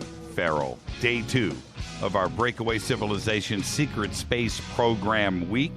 It is better than Shark Week on the Discovery Channel. I'll toot my own horn. Joseph, the last night we had on Corey Good, and I think he's great and dynamic and comprehensive, and he has chosen to come forward. But there's another interesting twist to him coming forward, and that is Hillary, Podesta, Obama, Clinton, and the other drip that we're getting right now out of D.C. Is there an interaction that is going on that this kind of idea is now being fed to us as a planet? Well, I honestly don't know, but I do think that there is something going on, and let me explain why. At the last Secret Space Program conference down in Bay Strip, Texas, I gave a couple of talks on what I call the Versailles template of, so to speak, interstellar relations.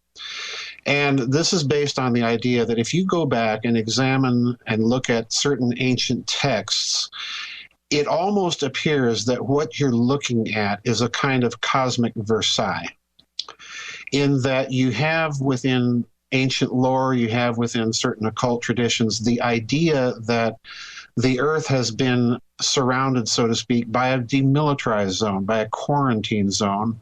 And depending on the source that you look at, this is either the orbit of the moon or it's the orbit of the outermost planet of the solar system, and so on and so forth. Now, this is very similar to what the Allies did to Germany after World War I, after a huge conflict, in other words. And if you look even further at World War I, well, what was it? Kaiser Wilhelm was the grandson of Queen Victoria, the cousin of Tsar Nicholas, related to the Habsburgs and the Savoys, and so on and so forth. So you had a big family fight. And this is exactly what you see in the ancient texts. You see a cosmic war that's a big family fight. At the end of World War I, the Allies imposed a demilitarized zone on Germany, demilitarized the Rhineland, and then a bridgehead 30 kilometers to the east on the east bank of the Rhine.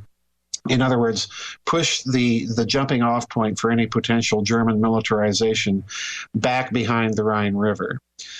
And I think if you're this national security establishment, you've got to be concerned as you're going into outer space that if you're looking at these types of texts, that they might indicate that a similar agreement is in place and has been in place since very, very high antiquity. Now, that's interesting because what do we do with our space probes? You know, this idea that we're in contact with some sort of beings or extraterrestrials or what have you, that there's an interplanetary thing out there that we're talking with. Well, what do you do if you suspect that there might have been such a treaty system in place? Well, the first thing you do is you make awful darn sure that your space programs are carrying little plaques saying that we're coming in peace for all mankind. Right. You know, this is not a military incursion, all right?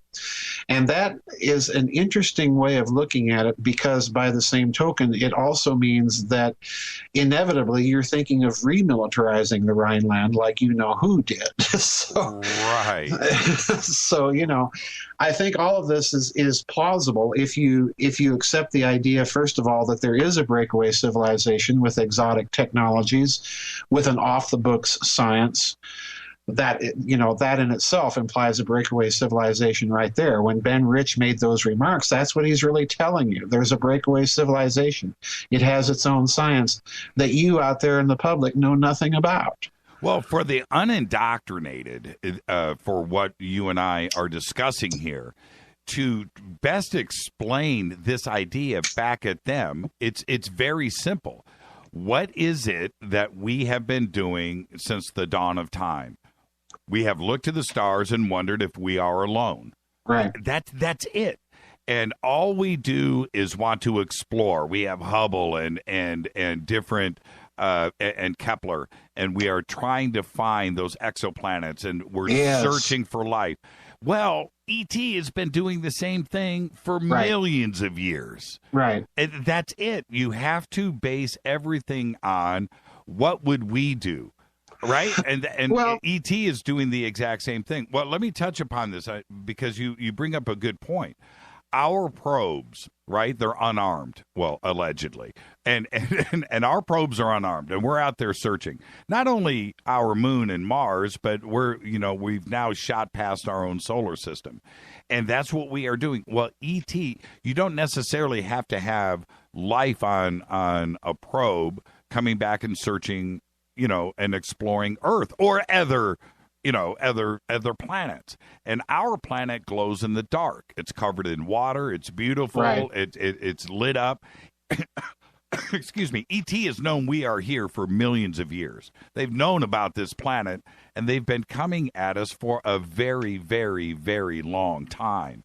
And that's the best way that I can explain it to somebody that doesn't quite get what you and I are talking about. E.T. has known about us forever. Our planet is 4.5 billion years old. We've been visited for a very long time. Well, let's shift the paradigm of looking at that to a slightly different model.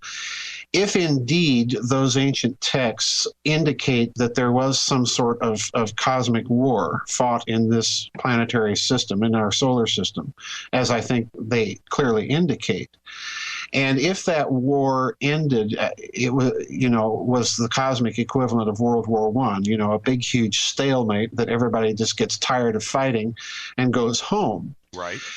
If that's the case, you're going to do two things. Look at what the Allies did to Germany after World War I.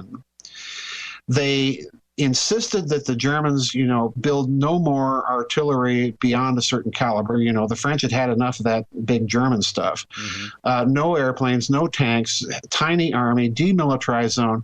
So if you're the French, are you going to sit back and simply let the Germans assure you that, no, we're not building any of that stuff anymore? Well, of course not. You're going to send in spies. You're going to insist in your treaty agreement that you have the right to go in unannounced into any German industrial plant and inspect it to make awful darn sure that this stuff isn't being built again. And you're going to have a system of spies to back it up. In other words, you're going to be monitoring compliance with the treaty. And if this war was indeed fought, then whoever is out there that was a part of the combatants of that war, they're going to be monitoring the monkeys on this planet to make awful darn sure that they don't build anything dangerous or threatening. Exactly. And isn't it interesting that you see this spike of UFO activity beginning in World War II, concentrated around Nazi and Allied atomic research plants and facilities, and this continues in a clear and palpable pattern all the way on up into the Cold War. UFOs over Russian ICBM sites, American ICBM sites, British nuclear facilities, French nuclear facilities, and so on and so forth. Well, to me, this indicates monitoring. It indicates reconnaissance. It indicates somebody is awful darn concerned about what we might be doing and eventually planning. And there is the awful coincidence that after Hiroshima and Nagasaki, there's been no other offensive use of nuclear weapons. Right. Right. Yeah, that is not a coincidence. No, I don't think so. The interesting thing, there's a researcher out there by the name of Robert Hastings that wrote a wonderful book called UFOs and Nukes. It's about a 500-page book.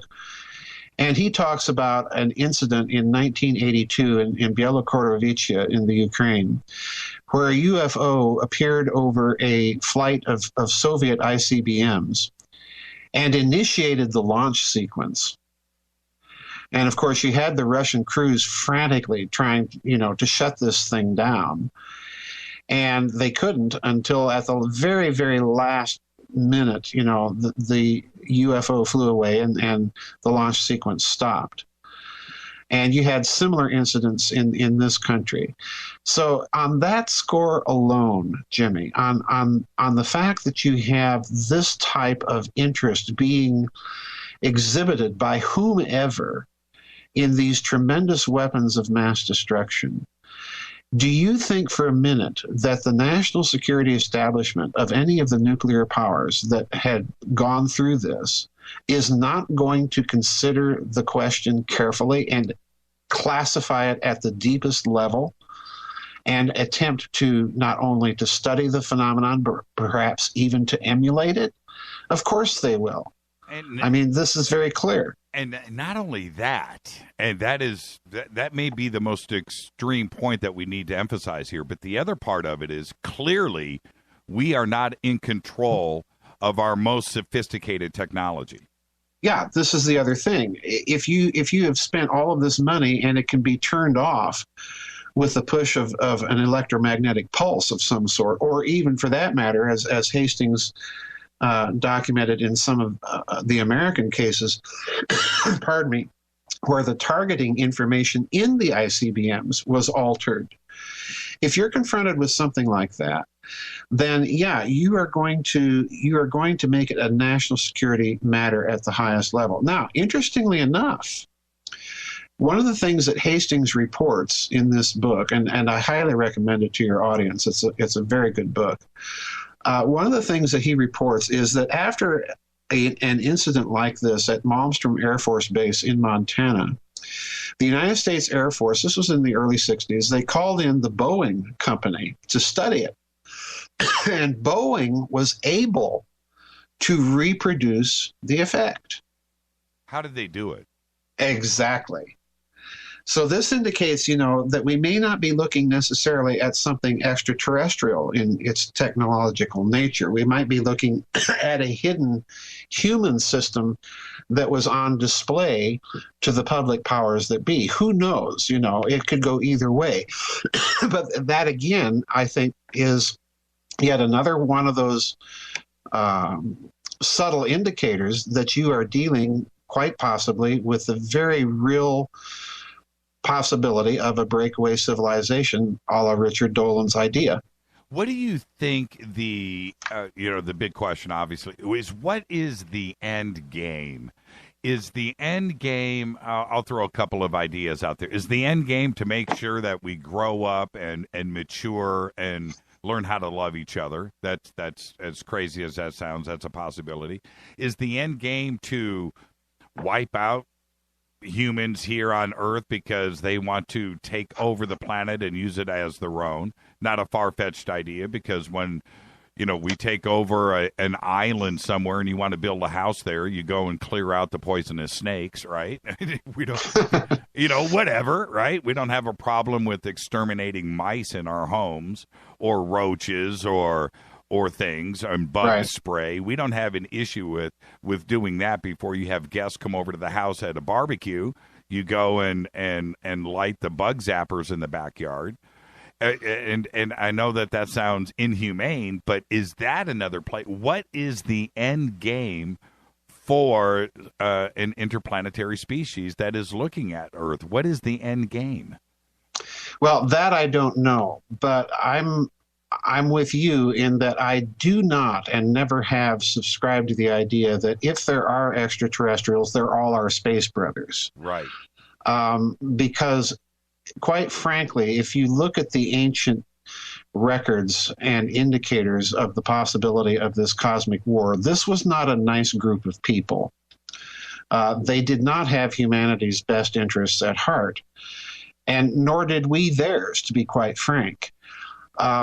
So I suspect that if there's an end game here, it's along the lines of what Dr. Carol Rosen has so insisted upon over the years. She's got her affidavit of what she says Wernher von Braun told her. Right. And this is proven to be an astonishingly accurate template. When she first came out with this back in the late 1990s, people kind of scoffed and laughed at her because, according to her, von Braun said, well, we've got to militarize space. And the first reason that's going to be offered for it is the communists. Then you're going to have terrorists. Then you're going to have nations of concern. Then you're going to have asteroids. And what stage are we in now? Right. Well, everybody wants to build these asteroid zappers, blow them up with big, huge hydrogen bombs or zap them into vapor with gigantic lasers and so on and so forth.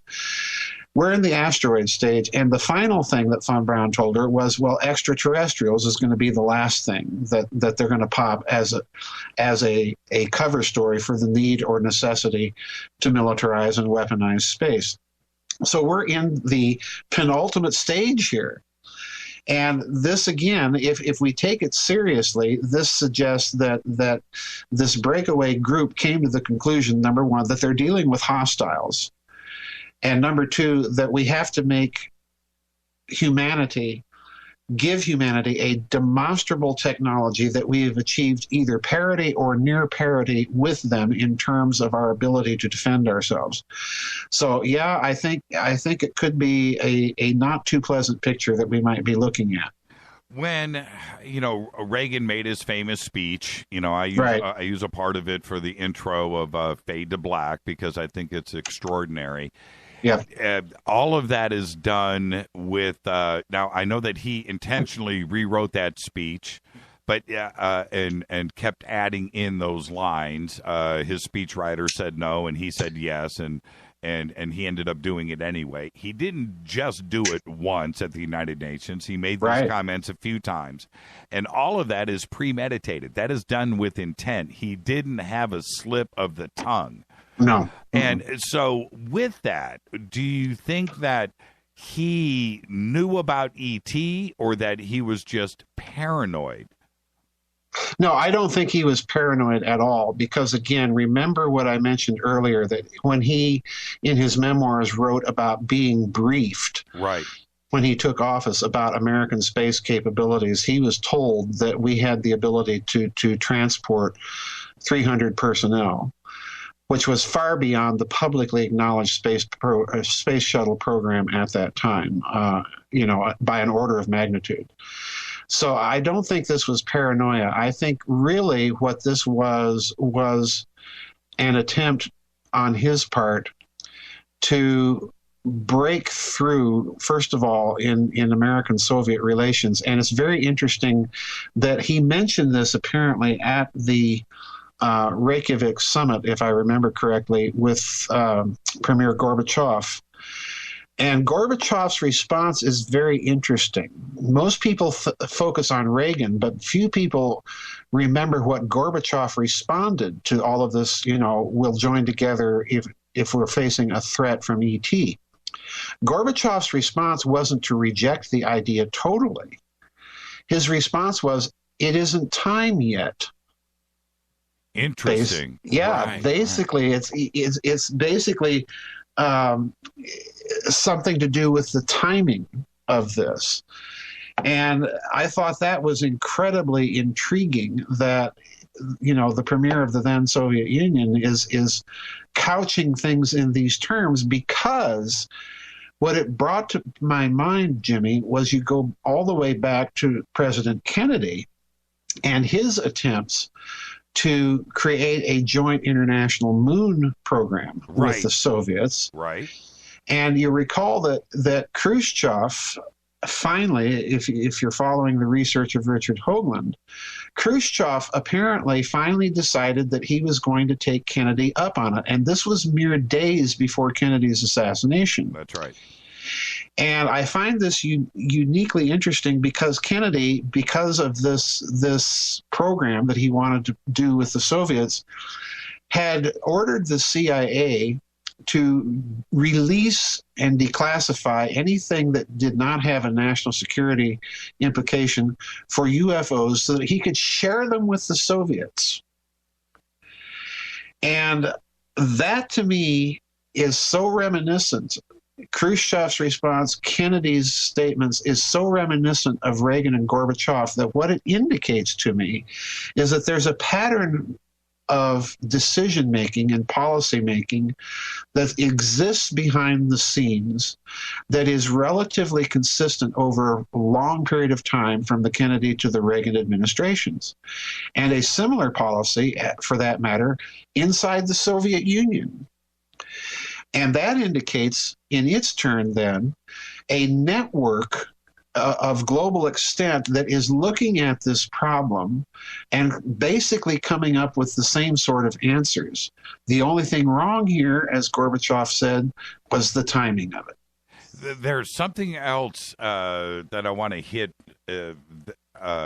before the break, which is, you remember when the space shuttle first was presented on television floating on the back of the 747? Yes. What year was that? I think that was in the late 70s, if I'm not mistaken. It was sometime in the 70s because Werner von Braun had actually seen the plans for the shuttle, so he was still alive at the time. Right, 1975. Right, yeah. 1976. Somewhere in there, now, yeah. Well, it was because I left the country in 77, and I saw it on television before I left. Now, so 1975, 1976. And our space program, I don't care what anybody wants to say at JPL or NASA, the public version of our space program has not progressed at all since then. Right. In fact, we don't even have the space shuttle program anymore. That's already gone. Right. And we're still dropping stuff into the ocean. Right? That's our technology. The same technology we had in 1960. The same principles, everything is still in play, apparently.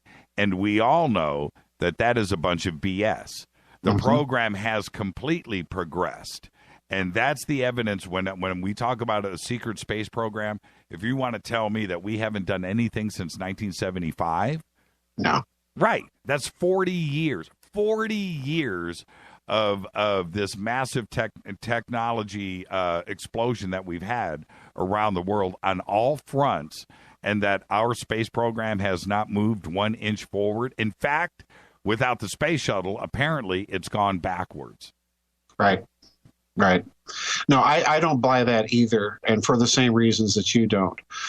The very simple consideration here is, number one, there's too much money in this hidden system of finance. I mean, the sums of money are just simply astronomical. Number two, they have been consistently astronomical since the end of World War II. So if you're putting into place a Manhattan-sized project on steroids that is designed to research the technologies to emulate UFO performance characteristics, that's where this money has gone. And you can't tell me. Let's just look at the fact of Thomas Townsend Brown, experimenting with his charged disks. Yes. In vacuum in the 1930s and 40s and 50s, and then proposing this project to the United States. They reject it, so the French government picks it up, and he goes over to France and performs the experiments, and they say, thank you very much, you can go home now. You can't tell me that since the 1950s, with that vast amount of money, with people like Ben Rich saying the things that they're saying, with President Reagan saying the things that he's saying, you can't tell me that these are not prima facie indicators that there is a civilization on this planet with access to some very sophisticated technology, that they've been doing this on their own. After all, if they're a breakaway civilization, they don't need us and our chemical rockets to go out and explore the solar system and make contact with whoever. No, they're simply not going to do it. No, they don't. And who was von Braun's? I know that you've written about this. Von Braun's number 2, his famous quote, when he was asked, how did you guys get this done? We had help. That was Herman Oberth. Right. Yeah, Herman Oberth. Yeah, there's another whole can of worms right there with all these Nazis, and what were they really up to? But you've got all of these people working and thinking on all these things. And again, it's the time factor plus money equals what? Well, it equals what Ben Rich is saying. We found an error in the equations. Now we can take ET home, and so on and so forth. And he's not the only one. There have been other people that have come out and told their stories and basically confirmed these things. Now, I'm not as you know, I'm not a storyteller, and I'm not a whistleblower. I don't rely on any of that in my research. I'm a nuts and bolts documents kind of guy. And everything that I have seen, Jimmy, both in terms of the technology, even the stuff that's in the public record, for crying out loud, plus the money, plus the indicators that scientists are finding very strange effects that they've been playing with, and so on and so forth. All the stuff in the public record convinces me that we are, in fact, dealing with some group here on this planet that has access to these technologies that far exceed anything that is in the public eye. What would anything surprise you today? And what I mean is this. If you were driving down some desert highway, right, and you're going across the country, and you see a disc whiz by, and it says USAF right on the side, would that surprise you? Yes, it would. And you know why? Because if you look at the record, everything in the record suggests to me that this is not a national group. It's an international corporate group with deep ties to some very, very shady people. Let's just put it that way. So that what I think has happened, and I think what Richard Dolan was getting at when he first made those remarks in his UFO and national security state books about breakaway civilization, I think what has happened is that these corporations have pulled away from their national governments. So what you're saying, we're going to take a break right here. And when we come back, we're going to take some phone calls. So everybody get ready, 323-825-5045. So what you're saying is if it flew by and it said Pan Am, you'd be cool with it. Yeah, I would expect that, exactly. We'll be right back. This is Fade to Black. Our guest tonight, Joseph P. Farrell. Your calls next. Hi, everybody. This is Rob Halford, the Metal Guard on JimmyChurchRadio.com. KGRA Radio. Intelligent talk. If your home has hard water and it's leaving white spots, then it's likely that limescale is clogging your pipes. Limescale can cost hundreds of dollars a year in wasted energy and early appliance breakdown. HydroCare systems available at Wave Home Solutions prevent and remove limescale with just a simple filter change every 3 years. There are no salts, chemicals, or magnetic coils. Satisfaction guaranteed. For more information, just go to bestwater123.com. That's bestwater123.com. If you're a talk radio fan, AccessRadio.net lets you listen to the best talk shows anytime and from anywhere. Works on your mobile or landline phone, and there's no cost if you have unlimited minutes. No need to use your data. Find your favorite talk show listen lines and discover new ones. Now you can listen on your schedule. Go to AccessRadio.net. That's AccessRadio.net. Save your favorite listen lines today. Hi, I'm Richard Dolan. When I'm not hosting my radio program, The Richard Dolan Show on KGRA, or writing new books on UFOs, I run a publishing company. I'm proud to say that Richard Dolan Press has published some of the most fascinating books available on UFOs and related subjects. They include Dr. Bruce Maccabee's classic analysis of the UFO cover-up, David Marler's breakthrough book on triangular UFOs, Dr. Richard Sauter's unique work on underground bases, and other classics by Grant Cameron, Chase Kletsky, and Dr. Bob Wood, not to mention intriguing works by Eve Lorgan and Laurie MacDonald that deal with truly bizarre phenomena. I'm proud to publish such high quality and original works, and there are several amazing books about to be released over the next few months. Go to richarddolanpress.com to learn more.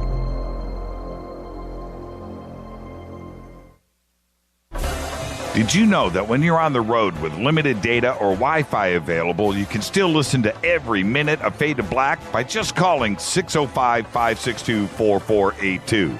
No smartphone, app, or internet needed. It saves your data plan and no extra cost if you have unlimited minutes. Just call 605-562-4482. You can listen to me, Jimmy Church, on any phone, anytime, anywhere. Go Beckley Tappy.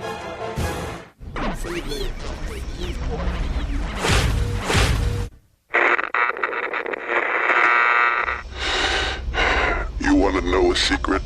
I love ponies. I really love ponies. I'm serious. I couldn't stay sane without ponies to brush. Why Fade to Black? Because you never got that pony, damn it. This is Fade to Black with Jimmy Church on the Game Changer Radio Network and KGRA, the Global Radio Alliance.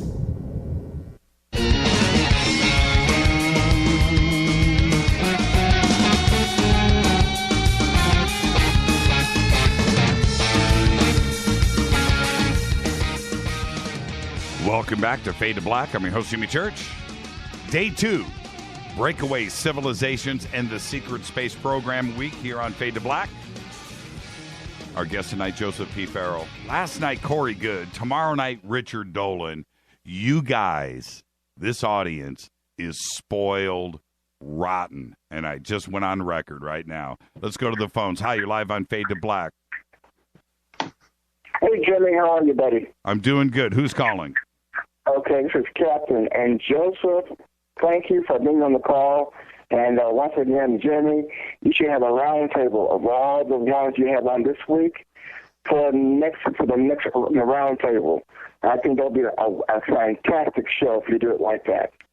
Yeah, we should. And then I'll charge $100 a head, and I'll split it with everybody. Okay, well, listen, Joseph, I want to ask this question concerning about, is our government very much involved in the Black Knight satellite project? Oh, we didn't even get into that. Yeah. That's a good question. I honestly, let's take the truthfulness of the Black Knight story as a given. For those who don't know what it is, the Black Knight satellite is a satellite that supposedly was detected by the United States and the Soviet Union in the late 50s or early 60s that was in a polar orbit, which neither country at that time had been able to achieve, and that was a fairly enormous satellite. In other words, way beyond the boosting capacity of either country at the time to put up there. Still is. I mean, it's like 15 tons or something crazy. Yeah, it's a fairly large object, whatever it is, if it's there. And I'm going to say, for the sake of argument, that it is. I rather suspect that if that's the case, caller, that the United States is not involved. If any human entity or agency is involved, I think it would be this kind of nascent breakaway group. And incidentally, I think this breakaway group, I have a friend, Walter Bosley, that's done an interesting analysis of the 19th century airship mystery in this respect. I think that it goes back to the 19th century in terms of a human breakaway group. So whatever they may have been able to achieve, I don't know. But if it's not human, then we're looking at something different in terms of possibility. We might be looking at a monitoring system of some sort that, may have been put there by whoever was involved in this cosmic war as part of their treaty monitoring apparatus, so to speak. So, yeah, I can go either way on it. Thank you for the call, Captain. All right, thank you, guys. Yeah, thank you. I want to stay on the Black Knight satellite for a second, if you don't mind, Joseph. Sure. Because when we look at, I like the black and white view of this. When we look at this, there was, the calls. The calls are backing up. Let's just go. I tried to talk some more. I can't do it. Hi, you live on Fade to Black. Say hi to Joseph Farrell. Hi, Joe. How you doing? Hi, Jimmy. There's so many things out there about the secret space program that what I wanted to ask you, Joe, from your research, and from what Gary said and what Richard Dolan says, these craft are probably mostly what these big tubular cigar-shaped kind of aircraft carrier things.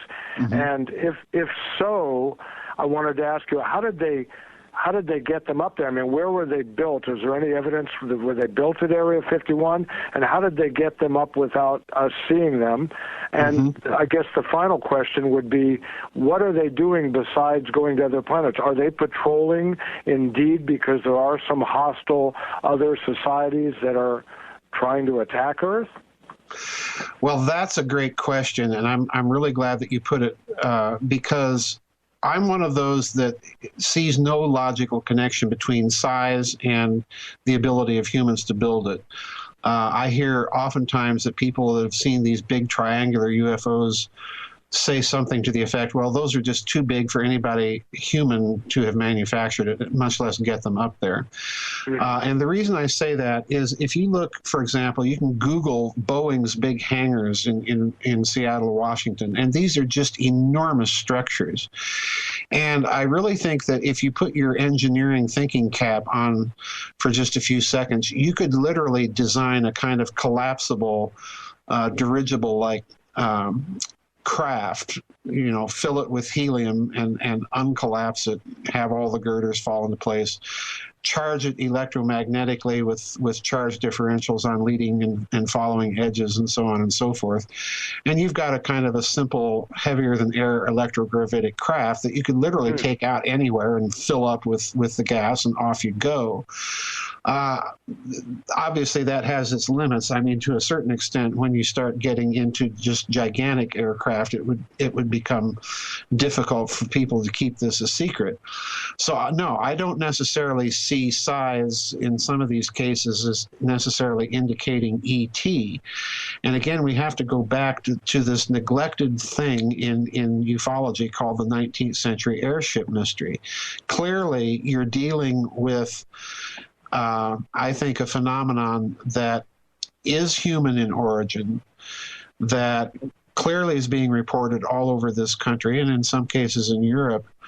that is dealing with some sort of exotic technology for the day that isn't simply a Zeppelin. Let's just be frank. So this idea of a breakaway group has been around for a while, and I'm kind of a skeptic. When I look at stuff, I try and figure out, is it necessary that we leap immediately to the ET conclusion, or can we at least rationalize some sort of putative engineering behind what we're looking at? And I think if you take that approach, then a lot of these things point more to a breakaway civilization sort of hypothesis like Richard Dolan has been maintaining. Well, then that's what the second part of my question was. Why build them so big? Are they aircraft carrier type things strictly for defense from perhaps otherworldly civilizations? Are they mining on Mars? Are they mining on Venus? I mean, why make them so large and so conspicuous? And why have so many officers if Gary McKinnon's evidence is true that there are, 35 ships? Yeah. I think your reasoning there is sound. Why build them so big? Well, the obvious thing that comes to mind is cargo transport of some sort, be it other smaller craft, or be it something that you're mining off planet and bringing back, or transporting from this planet elsewhere. That's the other possibility that we have to look at. Is there actual commerce going on? So yeah, I think that's a possibility.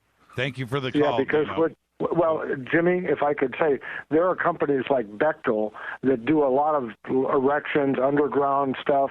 Right. It would seem to me, even the way they run their companies. I mean, I tried to get a job there once, and they were noted for being very strict, and it just doesn't fit in. It's like they had something else going on where they didn't even need you as an employee if you weren't a certain type of person that they wanted, which hit me as a very militaristic type of organization. Okay. Again, thank you for the call, Dino. And thank you for the call.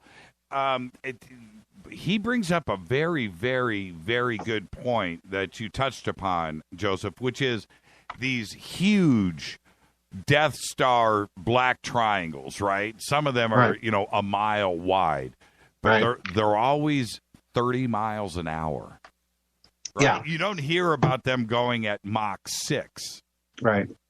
It's always this ultra slow speed, and which leans towards a terrestrial origin and not necessarily. I mean, in my I don't know, but that it could. What if it is that anti-gravity, like you had just pointed out, was, say, helium?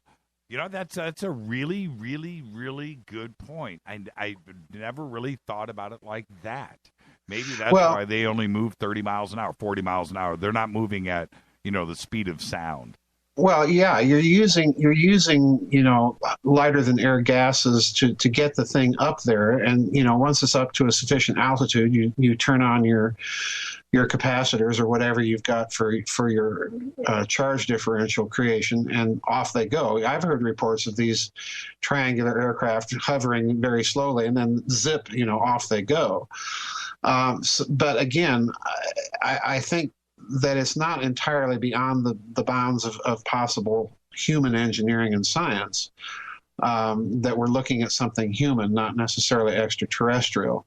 But in other cases, you've got some of those videos from the space shuttle that NASA or other people have found, and there you're dealing with such incredible stuff that, yeah, the case changes again. And it could be that you're looking at one end of transactions. I think he's right. The size of these things indicates that something is being transported, be it military assets, mining, resources, what have you. People, yeah, exactly. People. Now, back to the Black Knight satellite. What I find interesting is that Tesla talked about it, made communication with it, or I heard something. There was another astronomer in Holland, I believe, somewhere in the Netherlands, that had that traced it and found a code. Well, these stories are there, but then it was actually picked up on radar, seen through telescopes in the late 1950s. Newspaper articles were written, and the contact was made. And then you have all of that part of it in the official side of things, and then you have Pepsi doing this 10-minute movie on it. Have you seen it? Have you seen the movie? No, I haven't. Okay, well, go and watch it. And then they use Usher, of all people, right? The Illuminati spokesman. They use Usher to narrate and represent this thing. Now, at the beginning of the Pepsi Black Knight movie, and after the show tonight, Joseph, go and watch it. I swear to you, I know you're going to call me tomorrow and go, Church, what the hell? Okay, so go and watch it, because at the beginning of the Pepsi movie, they make these statements. Everything that you are about to see is true. This is fact. I'm paraphrasing here. This is fact. Tesla made contact. This made contact.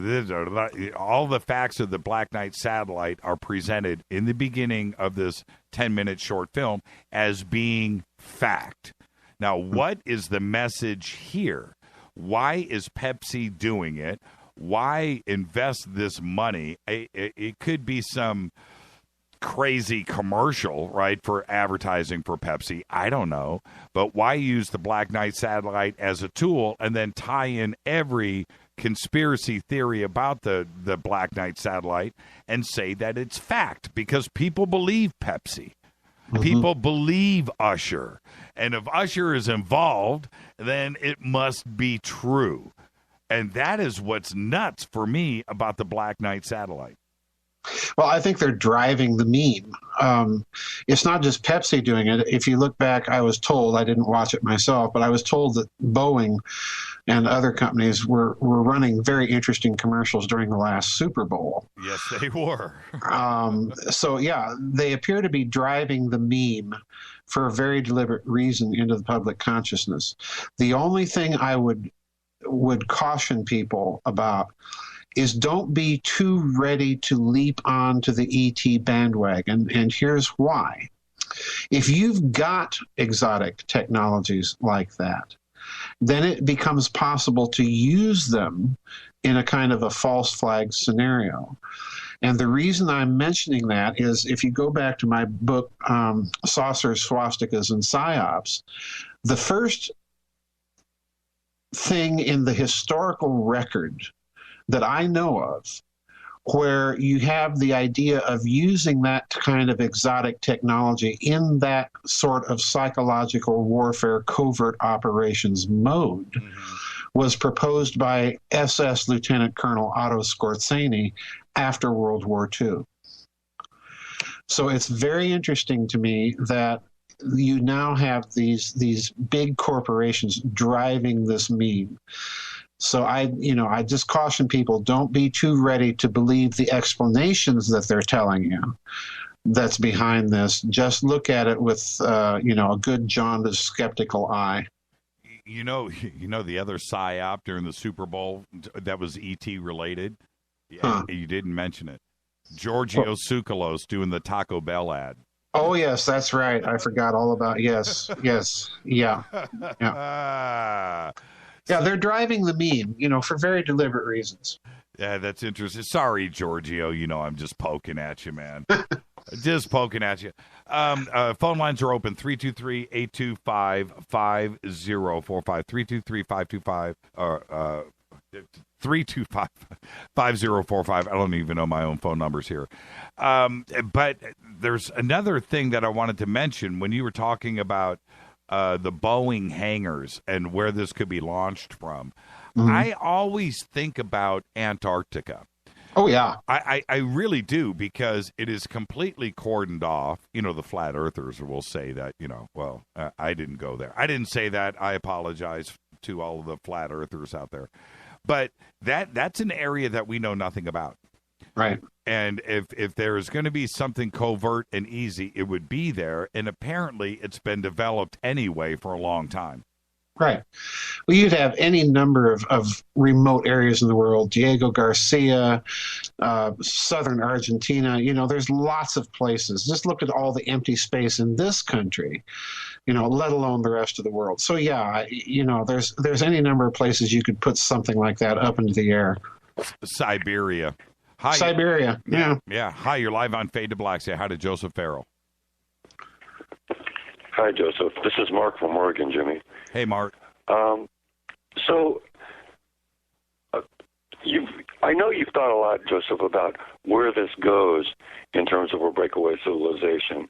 But once you have the means to produce energy and you have machines doing most of the production, then you don't need humans so much to do manual labor. And you sort of shake the very foundations of the Luther work ethic that we've all, that Christianity has brought down to us in Western civilization. Mm-hmm. And you also shake the basis of capitalism, maybe even bring it to its knees. And if you couple that with all of these biochemists and aging doctors who come up missing or dead when they're about to disclose something, because I thoroughly believe they've stopped the aging process myself, then a 4-year university degree becomes a worthless piece of paper. 50-year diploma. And I just wondered what your thoughts were about those things. Well, I think you're right. I think what we need to start getting into our minds when we talk about breakaway civilization is that we're not just simply talking about a civilization with access to advanced propulsion technologies or weapons technologies, but also to advanced medical technologies. I mean, look at the power elite in the world. Look at Henry Kissinger, David Rockefeller, Queen Elizabeth II, for crying out loud. She still looks like she's in her 60s. You look at these people, and it strongly suggests that they have access to some hidden medical or perhaps even genetic technologies. So I think you're looking, when you say breakaway civilization, I think in terms of the whole package. I'm not thinking just in terms of emulating UFO performance, but I'm also thinking in terms of longevity technologies, cancer cures, things of this sort, computing processing that is very, very different from what we have on our desks, communications technologies, and so on. I think this is a broad, across the board thing. After all, trillions of dollars over several decades is going to buy you an awful lot of technology, and there's no reason to confine it to physics. Thank you for the call, Mark. Brilliant. Absolutely. Thank you. Brilliant. Thank you so much. Queen Elizabeth was born in like 1602. Yeah. It's such an she looks the same now today in 2016 than she did like in 1905. Yeah. It's amazing to me, and she's going to outlive her kids. They've been wanting the throne now for 45 years. I'm not wrong. No, I know you're not wrong. There is something very weird there. Her, Prince Philip, Queen Victoria was very long-lived. And, King Edward VII, I'm certain was, by the time he did ascend the throne, he was, a fairly old man, didn't have his mother's genes. But yeah, you look at these people and you just have to think that they've got access to something that the rest of us don't. And here's one big clue. You look at their diet, and guess what? They're not eating GMOs. So, it's going to turn out, David Icke's going to be right. Yeah. She eats flies. It's going to be something crazy. But, we've been waiting. I mean, I'm 52. And I have been looking at the Queen now for 52 years, and I'm sorry, she looks exactly the same now as she did when I was 5. Yeah, she hasn't aged really, as far as I can tell, since Prime Minister Thatcher. So who came and went, by the way. Who came and went, by the way? Yes. Fascinating. Now, when I kind of want to leave on this, but you can hang on. There's a lot more to talk about. If you want to go into some overtime, we can. Sure. I want to talk about Egypt because I think it is one of the most important things that we have on planet Earth. And my imagination says this: 50,000 years from now, it's going to be the last thing standing once again. Right? It's going to be the last thing here. And I'm not making light of it. I think it is much older than it is. It was there when the pharaohs moved into town. Upper and Lower Egypt joined. The dynasties were created. They inherited the pyramids. Who do you think built them? I know you've talked about this for years, but... Well, you have to make a distinction between the Giza complex and basically 3 layers of construction that are definitely present there at the Giza complex, and then the rest of the Egyptian pyramids. There's no doubt that the Egyptians themselves did build things like Dashur and Saqqara and so on and so forth. But the Giza compound is different in that you see clearly 3 layers of construction. You see the Great Pyramid, which is, by any stretch of the imagination, one of the most flawlessly executed buildings in the world. It does have flaws in it, but it is, for such a colossal structure, having all of the inbuilt mathematical analogs, as it were, of local celestial space and geodetic measures and so on and so forth. This is a humongously complex structure that the Egyptians, even at the height of their pyramid building powers, simply could not emulate or duplicate. So that is, to me, a very, very old stratum of construction. And didn't duplicate. And didn't duplicate, exactly.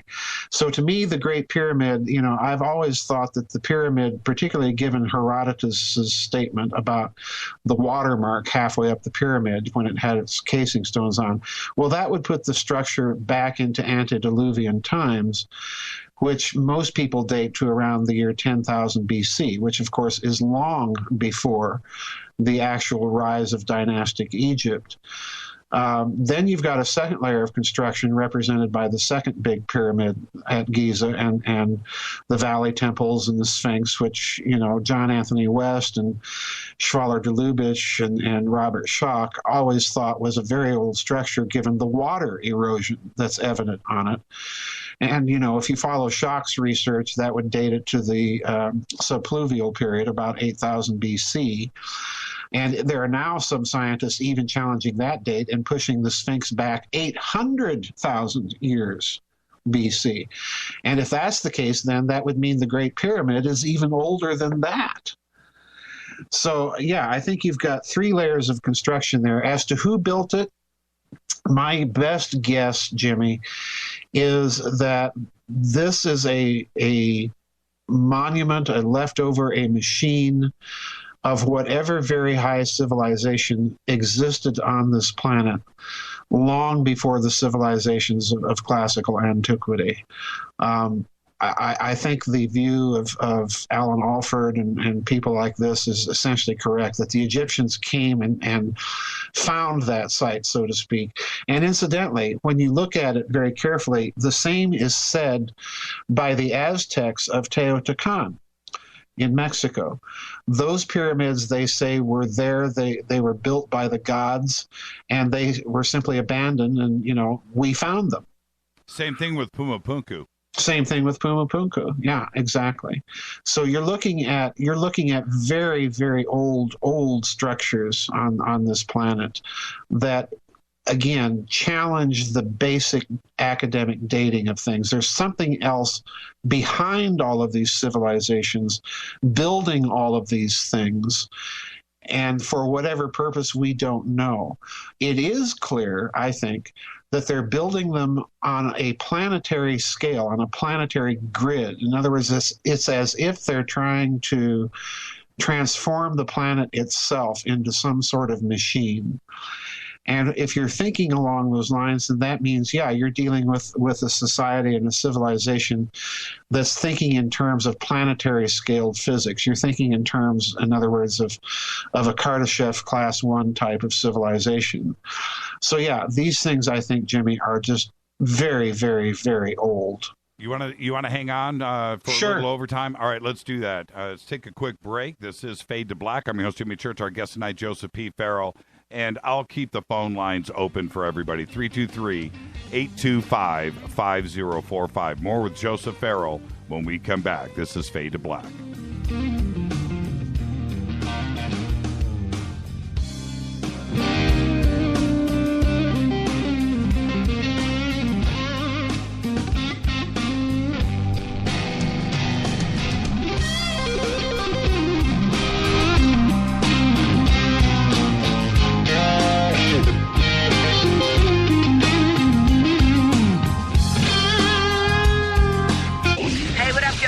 Vivica Fox here, and you are listening to my boy, Jimmy Church, on JimmyChurchRadio.com.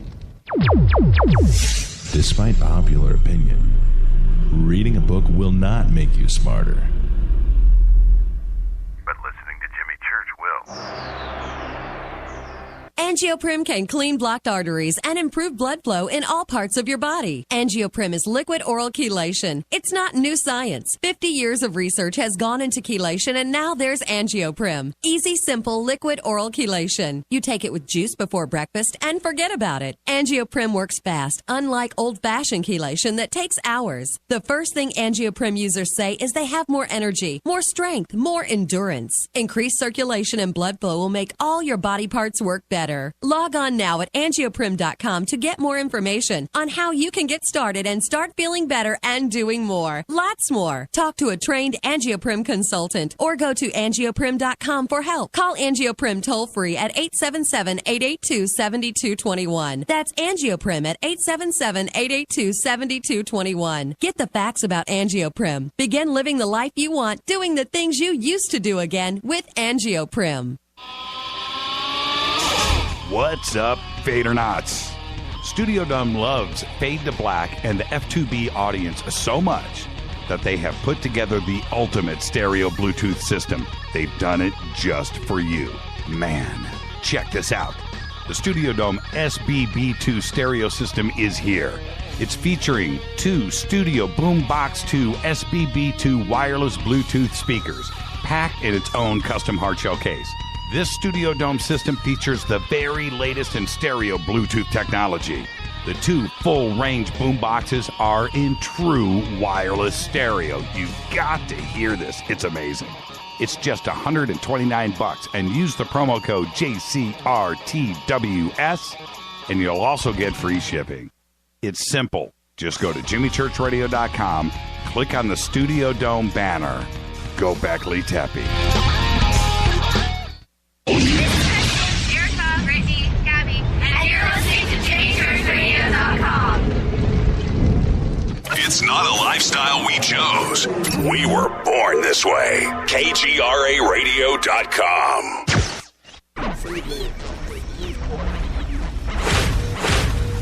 This is KJCR at JimmyChurchRadio.com.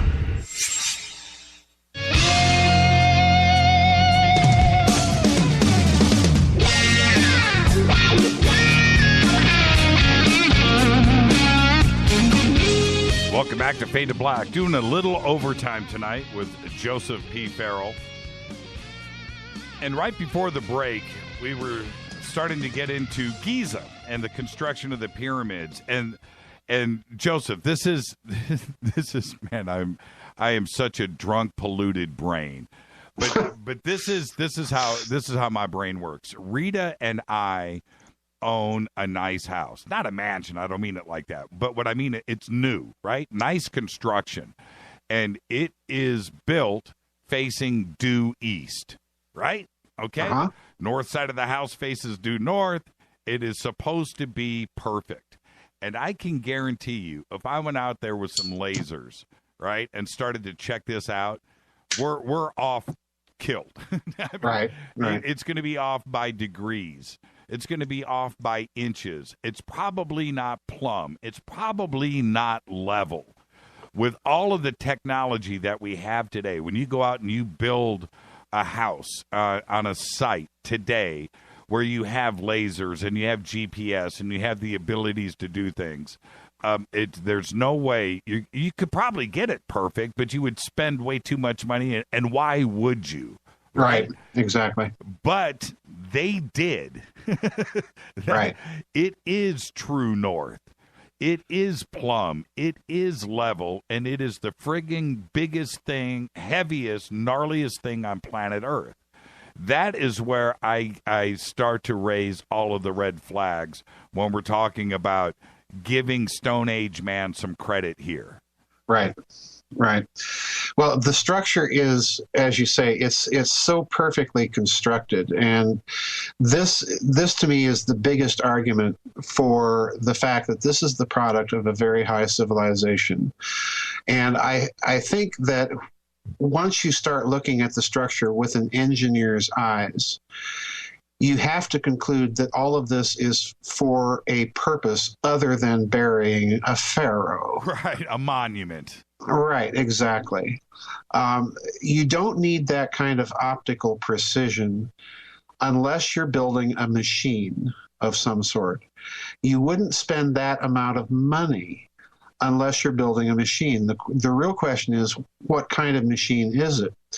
And, my argument all along has been that when you look at all of the redundancies built into the structure, dimensional analogs of local celestial space, what you're looking at is a harmonic oscillator designed somehow to tap into all of the energy of local celestial space.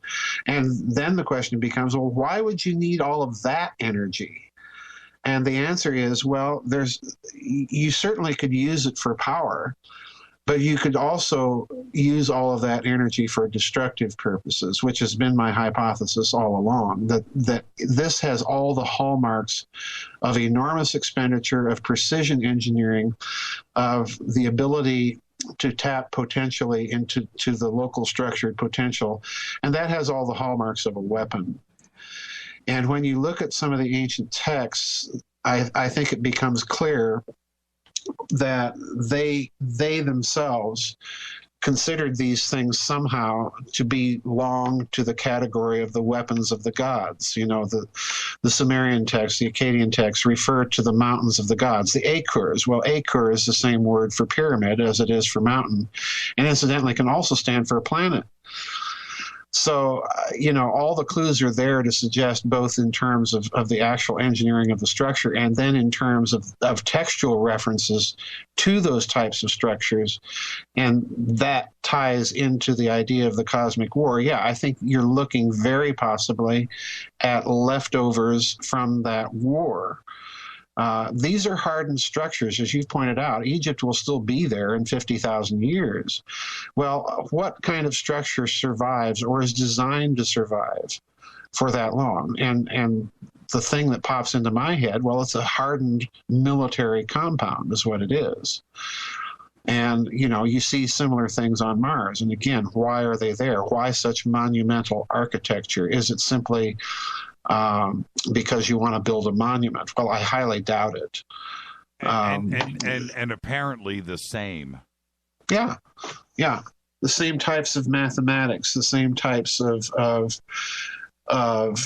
analogs to dimensional analogs of local celestial space. The same thing repeated over and over. So there's, to my mind, Jimmy, what all of this is pointing to is that they perhaps knew principles of physics that we're only now just beginning to understand.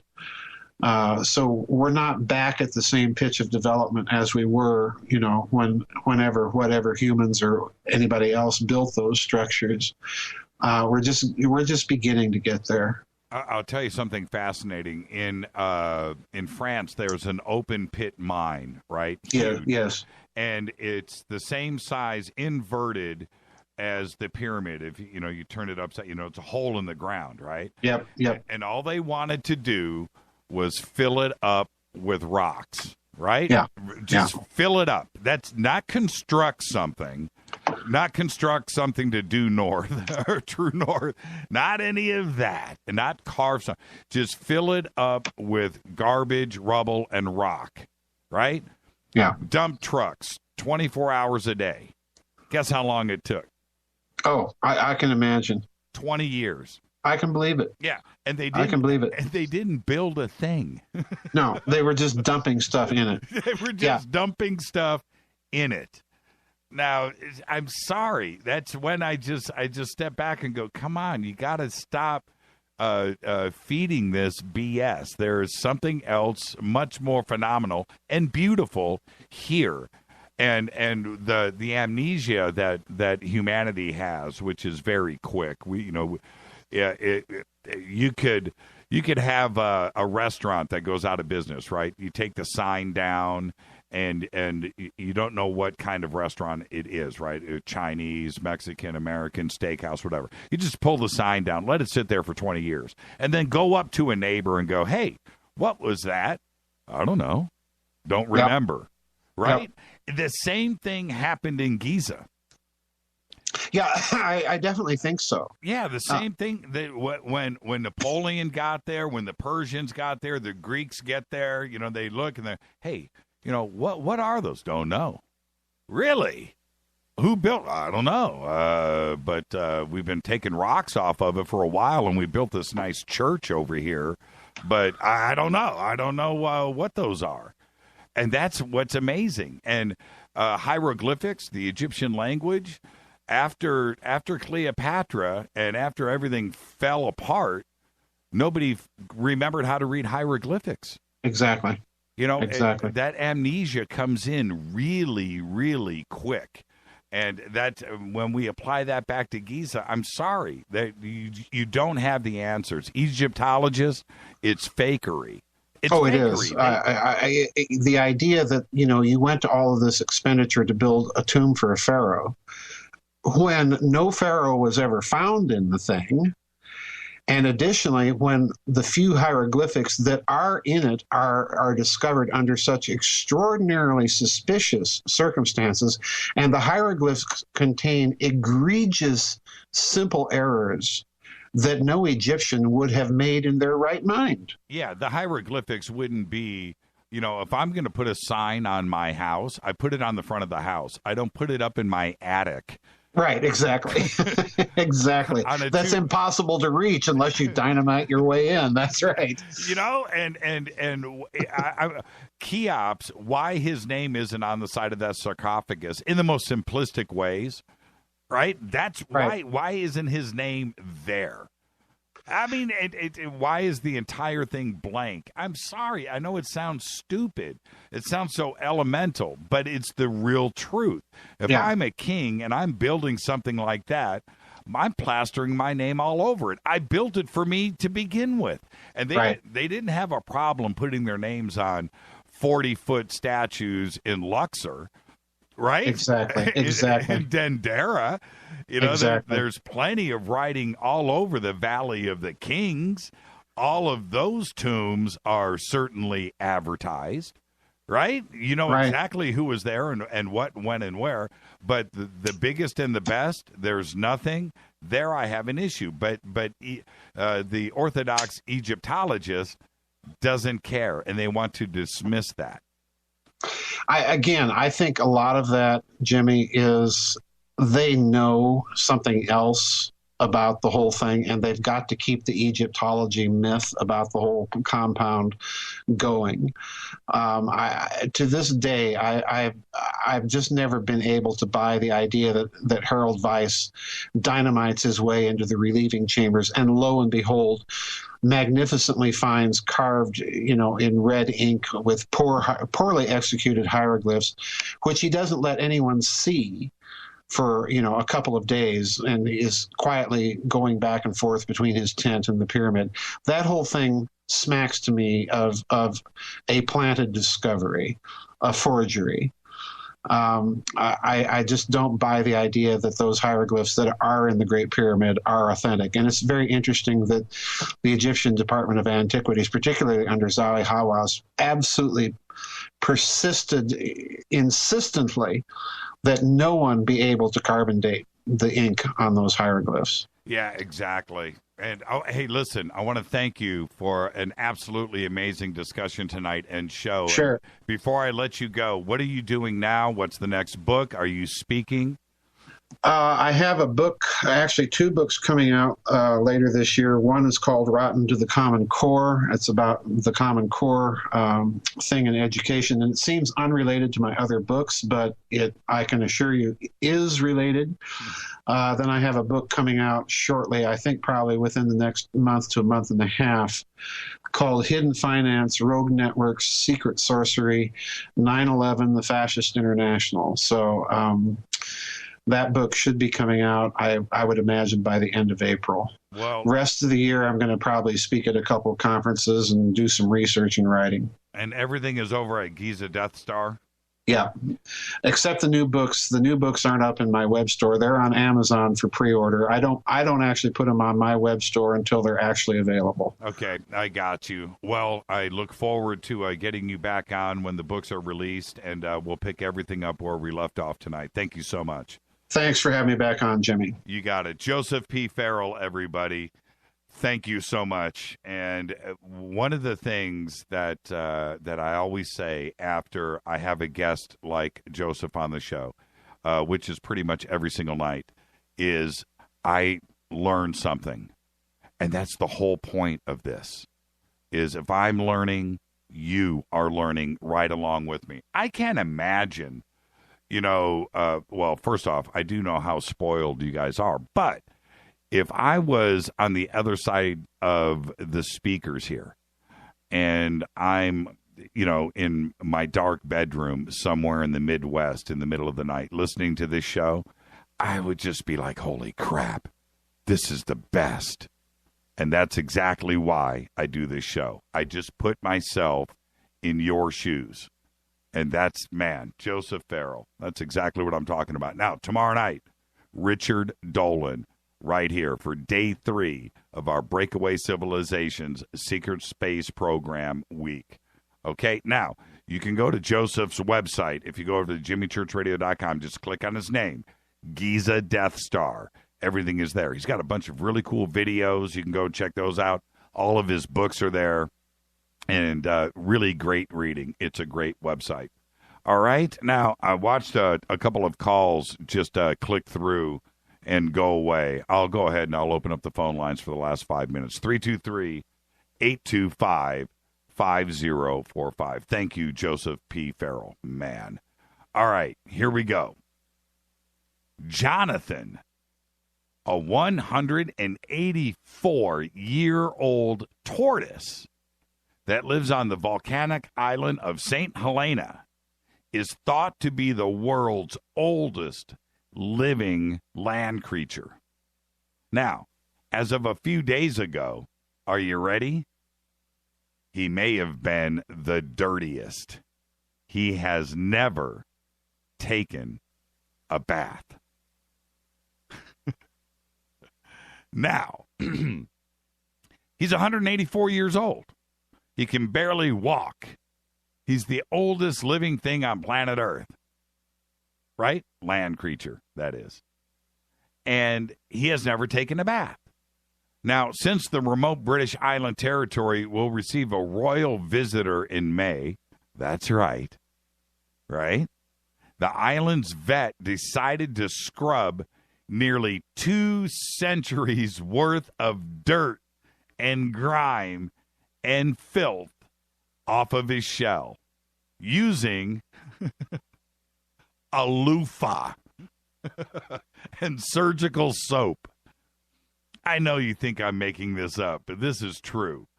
The entire cleanup of Jonathan took around an hour. And you know what? When I get out of the shower in the morning, because I'm 52, right? When I go into the shower, I look one way. When I come out of the shower, I look a little younger. I look a little better. Clean that grime off, little shampoo, right? Scrub down, little loofah action. But not Jonathan. Nah, he didn't look that much different. But he's paler. And now you can see the rings on his shell have completely disappeared. It's an amazing story and amazing photographs. But I'll tell you this much. He walked a little more upright, and the women were coming a talking. That's what I'm talking about. Jonathan, 184 years old, never had a bath. Man. All right. Okay, this is something that I want all of you to take out your pen, write this down, and take some notes. This is really important stuff here. People who display frequent bouts of extreme, impulsive anger, such as road rage. Okay? And I know you guys all know somebody, right? Impulsive anger, road rage. Those people are more than twice as likely to be infected with a common parasite than are individuals who do not exhibit such explosive behavior.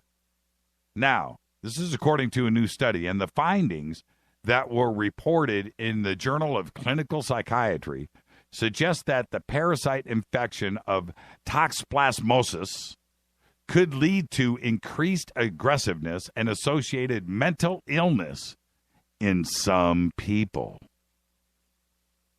People who repeatedly fly off the handle with little provocation and who overreact to stress are often diagnosed with a condition known as intermittent explosive disorder. The researchers have found via blood test that individuals diagnosed with intermittent explosive disorder were more than twice as likely to test positive for toxoplasmosis and its exposure compared to healthy people with no such prior diagnosis. The study involved 358 adult subjects. Now, are you as creeped out as I am? I went on and I checked this out a little bit further. And like I said, take your pen out and write this down. T-O-X-O, plasmosis, P-L-A-S-M-O-S-I-S. Toxoplasmosis. Is it in the brain? Do you understand what I'm saying? Do you have that road rage guy? Do you have a parasite in your body that is infecting your brain? Think about that. Is that about the creepiest thing ever? And it looks like it may be true. Now, meteorites are coming to an auction house near you next month. Christie's London has organized a sale of over 83 space rocks at their South Kensington location, which are expected to go for between $3.81 million at around April 20th. The most expensive of the bunch, described as the world's largest oriented meteorite with extraterrestrial gemstones, and it's huge, by the way, is estimated at somewhere between $700,000 and $1.1 million. Check this out. This thing weighs 1,433 pounds. It's huge. And they're expecting to get about $1.1 million for it. It's full of gemstones. Man, I wish I had a spare mil right now. I would do it. I'm a big watch guy. and I don't have yet. I'm going to get one. I don't have a watch with the meteorite face on it. It's the trend right now in watches, right, to have a meteorite face, and they look good. Some of them get really, really, really expensive. But man, if I had $1 million, I'd buy this thing, and I'd chop it apart. I wouldn't have it, displayed in my living room. Also on view is the Valera meteorite, which fell in Trujillo, Venezuela in 1972. And why is this a famous stone? Because it's the only meteorite on record that fell from space and killed someone. It killed a cow. That's right. This guy is on auction, and it's expected to fetch between $5,000 and $8,000. The killer meteorite, by the way, was last sold at Bonham's in 2007 for $1,553. A romantic encounter with Captain Kirk, William Shatner, allegedly had in 1956 is going to cost him some big money in 2016. It's starting to play out right now, and the story is crazy. Peter Sloan claims that, well, his name is also Peter Shatner, by the way. Peter Sloan claims that Captain Kirk is his father, and that he has now filed a $170 million lawsuit accusing Shatner of libel, defamation, and slander. Why would he do that to his dad? It's a crazy story. He's also demanding that Shatner consent to a paternity test and is asking for a jury trial. I'm not making this up. Sloan is a 59-year-old radio host in Florida. And he says that Shatner got his mother, actress Kathy McNeil, pregnant in Toronto. He says that McNeil put him up for adoption days after he was born and never told Shatner that they have conceived a child. Now, Sloan, who now goes by the name of, his radio name is Peter Shatner, says that he has been confronting Shatner over the years, and that his representatives, and he has approached Shatner, and they have come to him going, look, you know what? He's old. He doesn't need this right now in his life. Just chill out. Reactions like that to, dude, he's not your father, right? And to just go away. He doesn't want to talk to you about it. The story gets even more complicated than that, but it's about to play out in trial. He's asking for, the lawsuit has been brought forward, and he doesn't want a settlement. He doesn't want anything. He wants a jury to settle this. It's getting ready to get very interesting. Now, check this out. Japanese researchers have built a prototype of an electric fork that imitates the flavor of salt. Yes, so you don't have to consume any salt. No guilt. The fork, developed by researchers under the lead of Hiromi Nakamura at Rekimoto Lab at the University of Tokyo, generates a salty taste by stimulating the tongue with electricity. The device draws on an electric test for taste, which is used to determine if a taste cell of a tongue is dead or alive, and exploits the fact that a tongue registers salty or sour flavor when electricity is applied to it. The cutlery is powered by a rechargeable battery, and its electric circuit is activated when the user presses a button on the handle, kind of like a vape. The prototype costs less than $18 to produce. Now, you have to get your own interchangeable fork that goes in and plugs in to the end. I'm not making this up. There are, so far, 3 degrees of saltiness from which to choose. This is Fade to Black. I want to thank Joseph P. Farrell for day 2 of our secret space program, Breakaway Civilization Special. Sorry, I was pressing buttons. Fade to Black's executive producer is Rita Kamarian. Shows produced by Hilton J. Paul, Mark D. Kovar, LJ3, Renee, Mark Dunbar, Jonas. Thank you, Dennis. Thank you, Bob. Announcers are Steve Harder, Gene Viteau, and Mark D. Kovar. Fady by Dale. Webmaster is Drew the Geek. Music, Doug Aldrich. Intro, Space Boys, Space